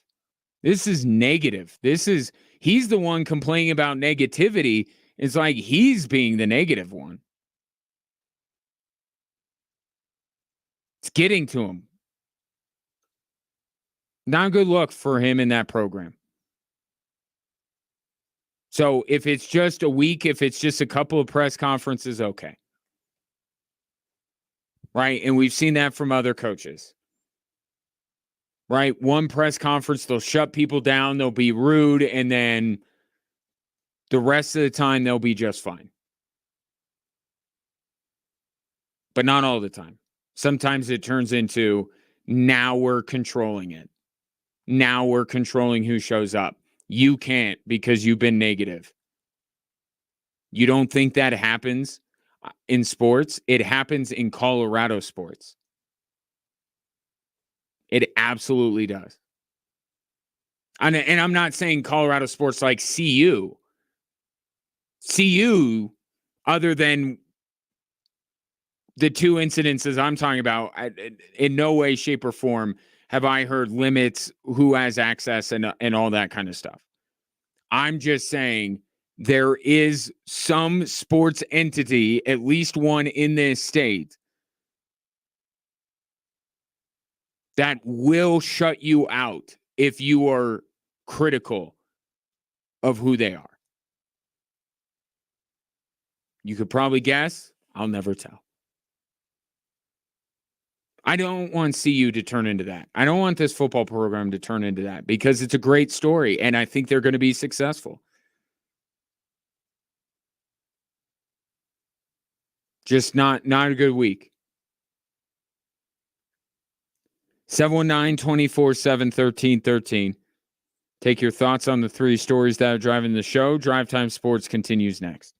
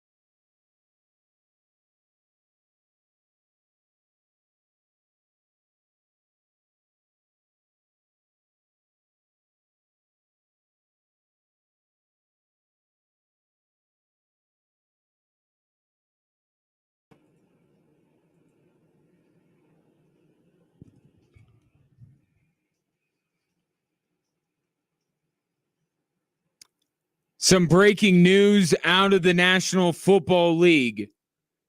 A trade has taken place involving an NFC team and an AFC team. The centerpiece of the trade is a player who is held in quite high regard, been a productive player that has wanted a new contract, but has yet to receive it from the team that is dealing him away. Yes, Steeler fans, I am talking about Matthew Judon being traded to the Atlanta Falcons. Sorry, it's not yours. This is like the water drip torture with the Brandon Ayuk thing. And now you get an actual trade going down in the NFL. And it's not Brandon Ayuk. No, it's Matthew Judon of the New England Patriots, who did want a new. Everything I said was factually correct. Matthew Judon wanted a new contract from the New England Patriots. They are in what we call in the business a rebuild.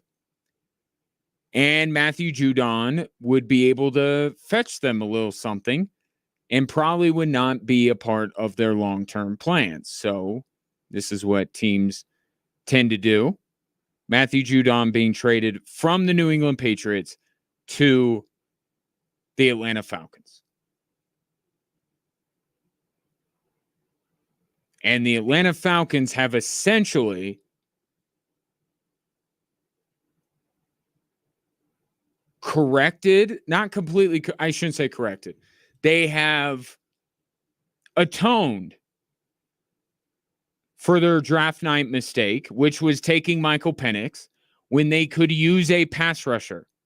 And there was one sitting there. He was right there. And they took Penix and they screwed everything up. All hell broke loose after Michael Penix went to Atlanta.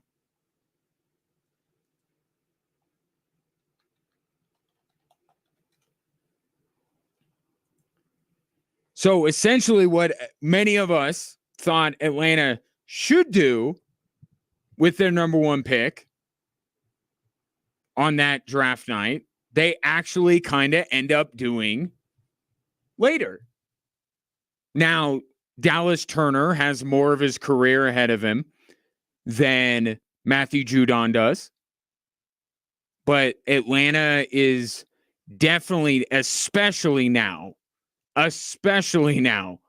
with the whole Michael Penix thing, they got to win. They have no choice.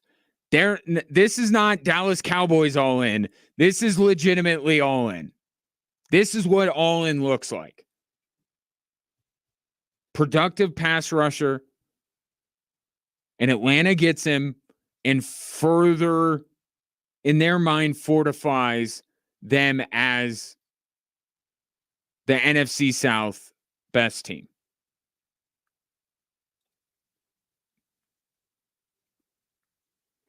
The way I look at that division is with the two quarterbacks. Okay. Am I waiting for Baker to come back down to earth a bit with Tampa? Yes. If he does that and Kirk Cousins comes back from his injury, then I'm with Atlanta. But if Kirk Cousins has a bit of a hiccup, because it's kind of a significant injury he sustained, if Baker stays where he is and Kirk Cousins takes a little while, that might make the difference. I don't think it is a foregone conclusion that Atlanta wins that division.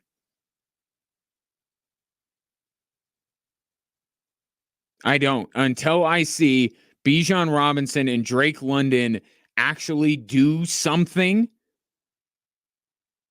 And I know that Kirk Cousins is able to be the one to facilitate that offense, until I see that, I can't hand them the division, because I think Tampa is good. I don't think Baker is as good as he was last year. So we'll find that out. But if you're a Falcon fan, you got to like the move today. Right? It would be kind of like, if the Broncos went out and, traded for, I'm trying to think of brought Darren Waller out of retirement.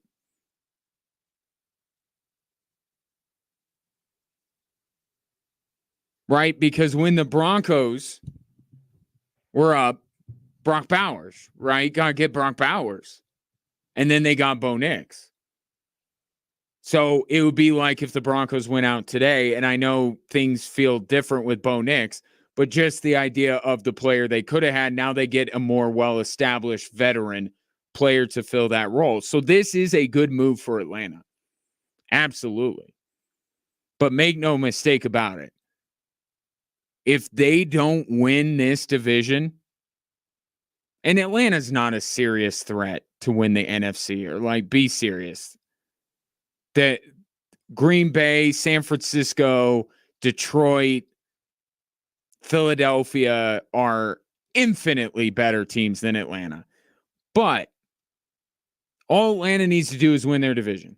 They win their division, all good. The whole Penix Cousins thing kind of fades into the background, but they must win their division, and this is an all-in type of move to get Matthew Judon. Now, the return is not going to excite you if you're a Patriots fan. It's only a third-round pick. But look at how happy Broncos fans are right now, and they got nothing for Justin Simmons, and they got less than what the Patriots got for Matthew Judon for Jerry Jeudy. They essentially gave away 3 of their 4 best players. They took the largest dead cap hit in the history of dead cap hits to get rid of Russell Wilson. They just got rid of people. They got nothing in return. And look at Broncos fans. They couldn't be happier. Need all the assets you can get in New England to be ready when Drake May is ready to lead this team back to where they expect to be. With Drew Bledsoe. With Tom Brady, that's an unfair level to ask Drake May to reach. But I like the move. It's necessary from New England side. You're going nowhere. It's not the worst thing in the world if you're drafting in the top 3. You do this. You get an asset back. Third-round pick's not going to, be super exciting, but a necessary move. And then for Atlanta, it's a good move. It's a good move, and I'm sure now their GM will be like, see, this was in the works the whole time. We didn't want Dallas Turner. We took Michael Penix because we knew we were going to get Matthew Judon. See, Falcon fans, 4-dimensional chess Atlanta is playing. And we can't quite comprehend it yet. We can't catch up with it. But I like the move for Atlanta. Atlanta all in for this year gets a very productive pass rusher. And New England gets another lottery ticket, which is what they need to load up on right now. Still no Brandon Ayuk anywhere but San Francisco. There is your Brandon Ayuk update for the day. 719-247-1313.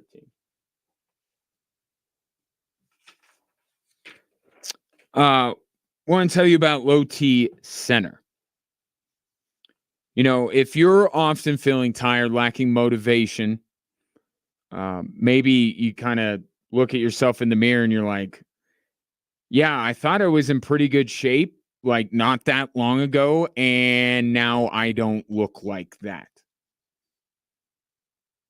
You may be like, well, it's because I'm a certain age. Well, not necessarily. It's not something that you necessarily have to accept because it could be low testosterone, and there are treatments for that at Low T Center. First step, though, is to go into Low T Center and get your levels checked. They have an on-site lab, so you'll get your results back in about 25 minutes, and then you'll know for sure. Okay, well, maybe is it this, or could it be that I'm just slacking on my workout? They can tell you. And if it is low testosterone, then you get going with the treatment.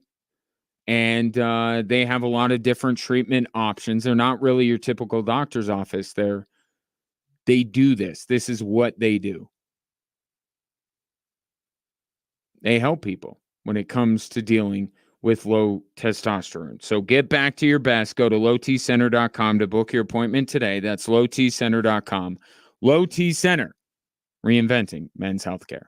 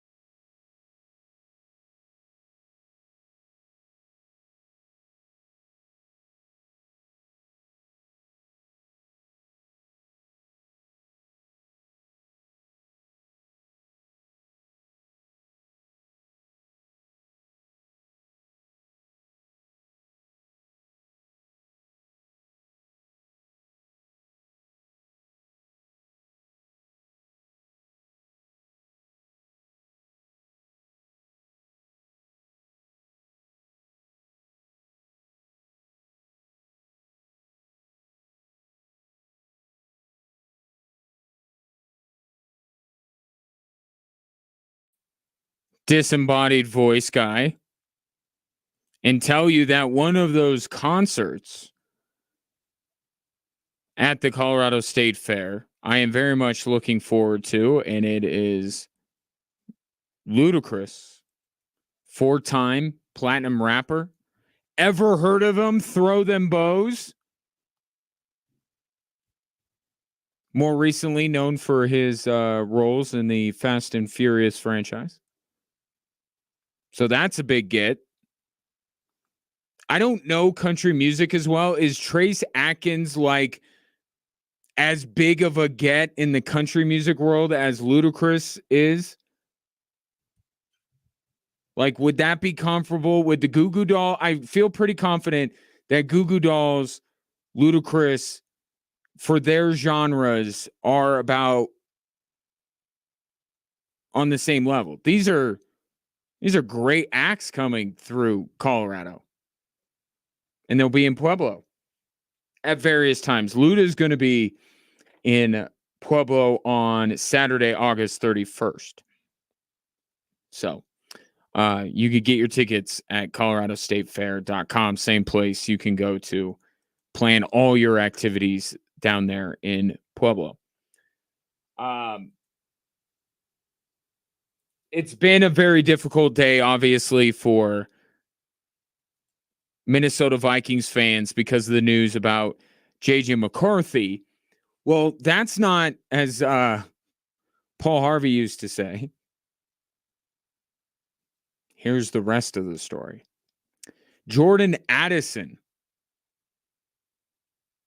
best receiver on the Minnesota Vikings, not named Justin Jefferson. He goes down to an injury today at practice. And then, according to Mark Craig, who covers the Vikings for the Star Tribune in Minneapolis, Thayer Thomas, never heard of the guy. Apparently stepped in for the injured Jordan Addison, and he got hurt. Leading Kevin O'Connell to go to Jim Schwartz, the defensive coordinator, and he appeared to tell him to tone down the physicality.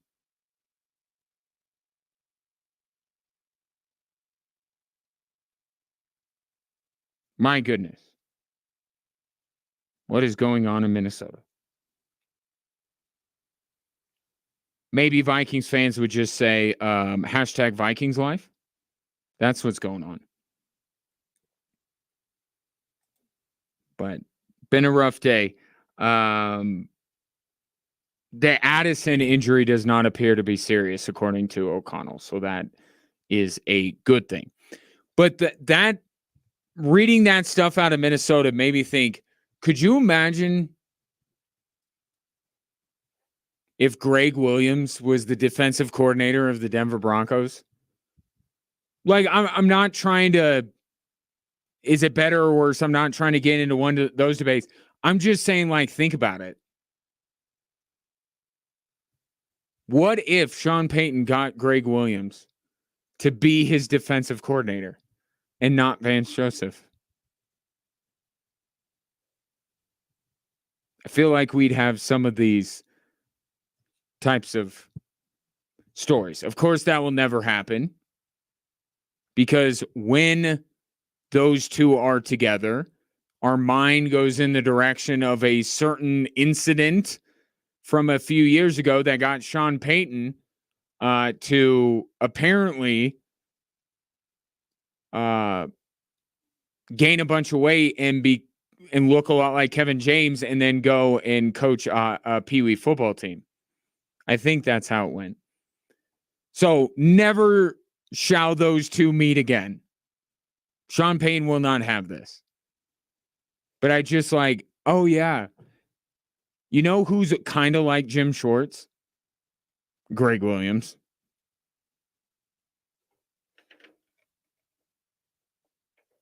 But he's not. It's Vance Joseph, and Vance Joseph is delightful.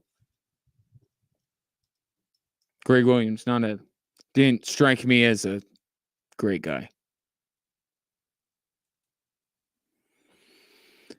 Let's see. Lobo Richie says, bruh, if they just gave Judy to the to the Browns for a Twinkie, then they fleeced the Browns. To call him a top floor player on the Broncos last year is an incredible stretch. All right. I didn't mean, I wasn't being, I just kind of threw out a number. But let's do this. How many people were better than Jerry Jeudy last year for the Denver Broncos? Surtain, Simmons, Sutton.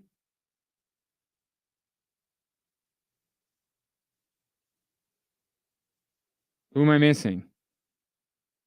And then the offensive line. So, okay. All right.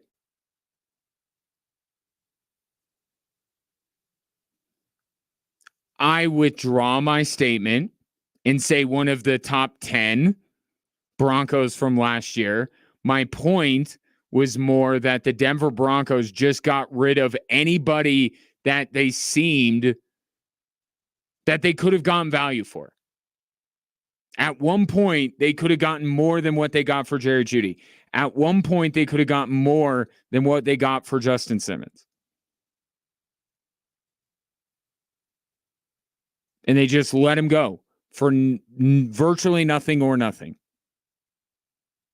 And Broncos fans could not be happier. You got nothing in return for any of these guys.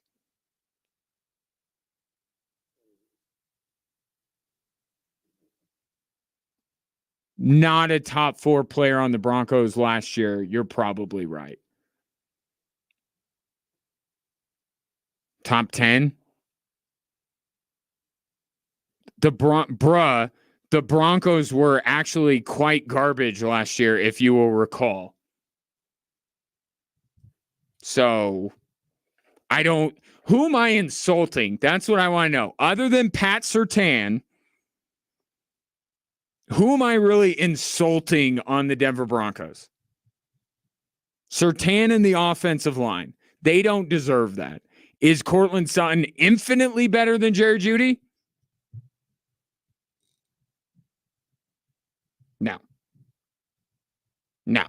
No, he's not. So,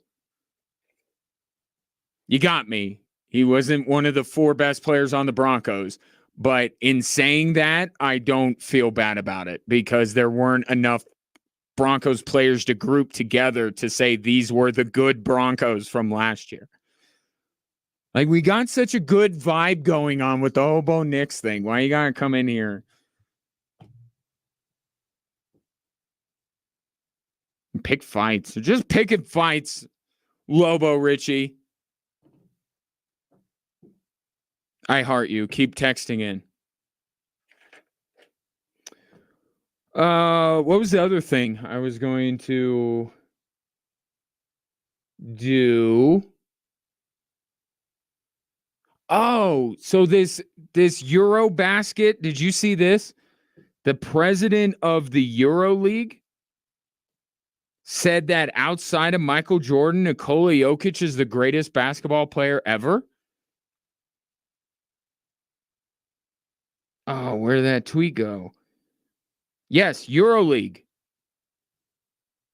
The EuroLeague team president told EuroHoopsNet,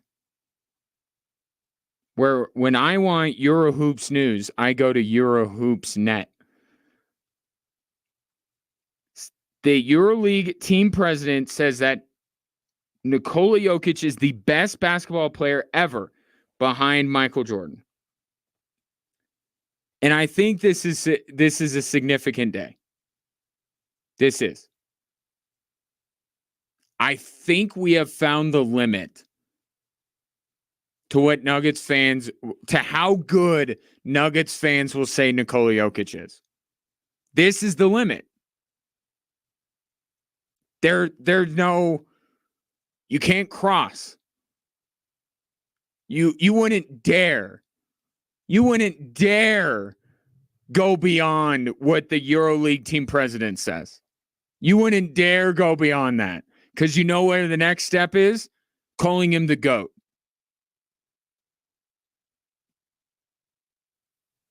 You can't. You just can't. The EuroLeague team president has now set the absolute limit of the Nikola Jokic universe.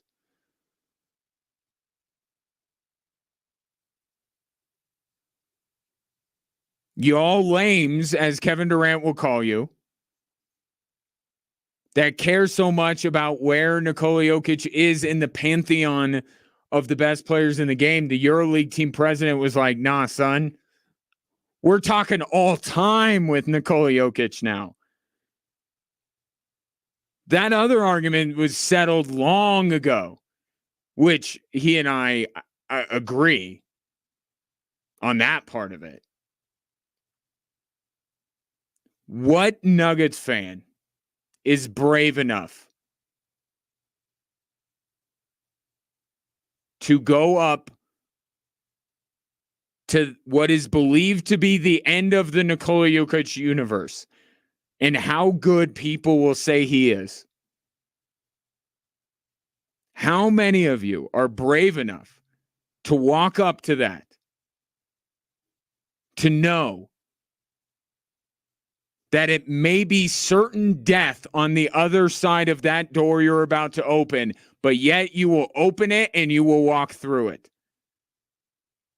And you walk through it to say that Nikola Jokic is the same amount as good as Michael Jordan or better than Michael Jordan? There's no way.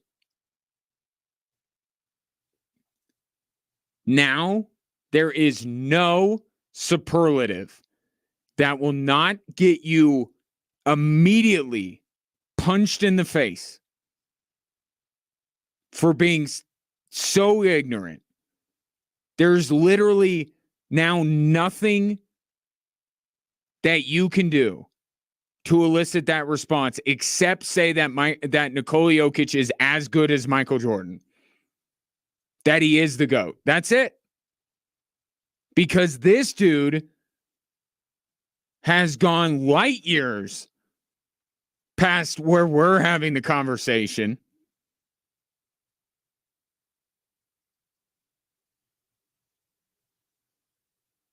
He is not, if you're wondering with all this talk about being punched in the face in the edge of the universe, I do not agree with his assessment. I do not think that Nikola Jokic is the best player in NBA history, not named Michael Jordan. And I feel like he's coming at it from a very biased perspective, given that how about this? And I probably don't have the time to really get into this. We'll pick it up tomorrow. We will. But let me throw out the question. Is Nikola Jokic already the greatest European basketball player ever?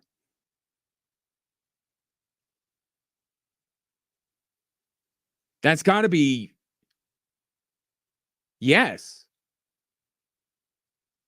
Right? It has to be.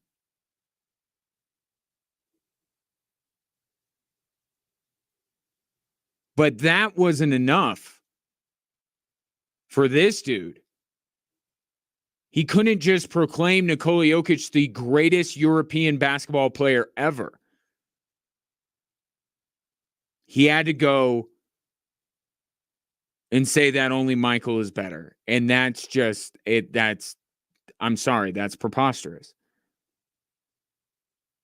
And I have finally reached the point where I turn around and I'm like, hey, now.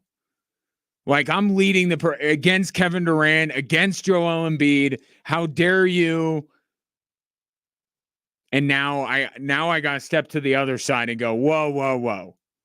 Nikola Jokic isn't quite that good yet. And on that note, I want to tell you what is that good. QC Kinetics.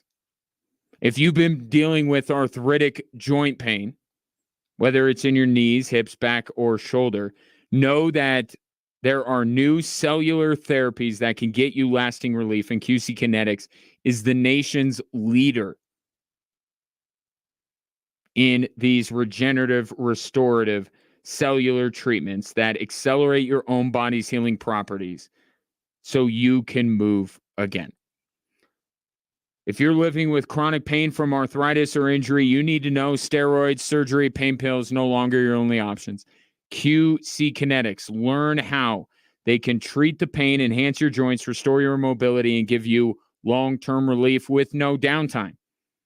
Call for a free consultation now, 719-347-1988, 719-347-1988, QC Kinetics, 719-347-1988. It has been my distinct honor and pleasure to serve you. I look forward to reconvening tomorrow at 3, and we'll figure out what new superlative will be placed upon either Nikola Jokic or Bo Nix over the course of the next 21 hours. Talk to you tomorrow.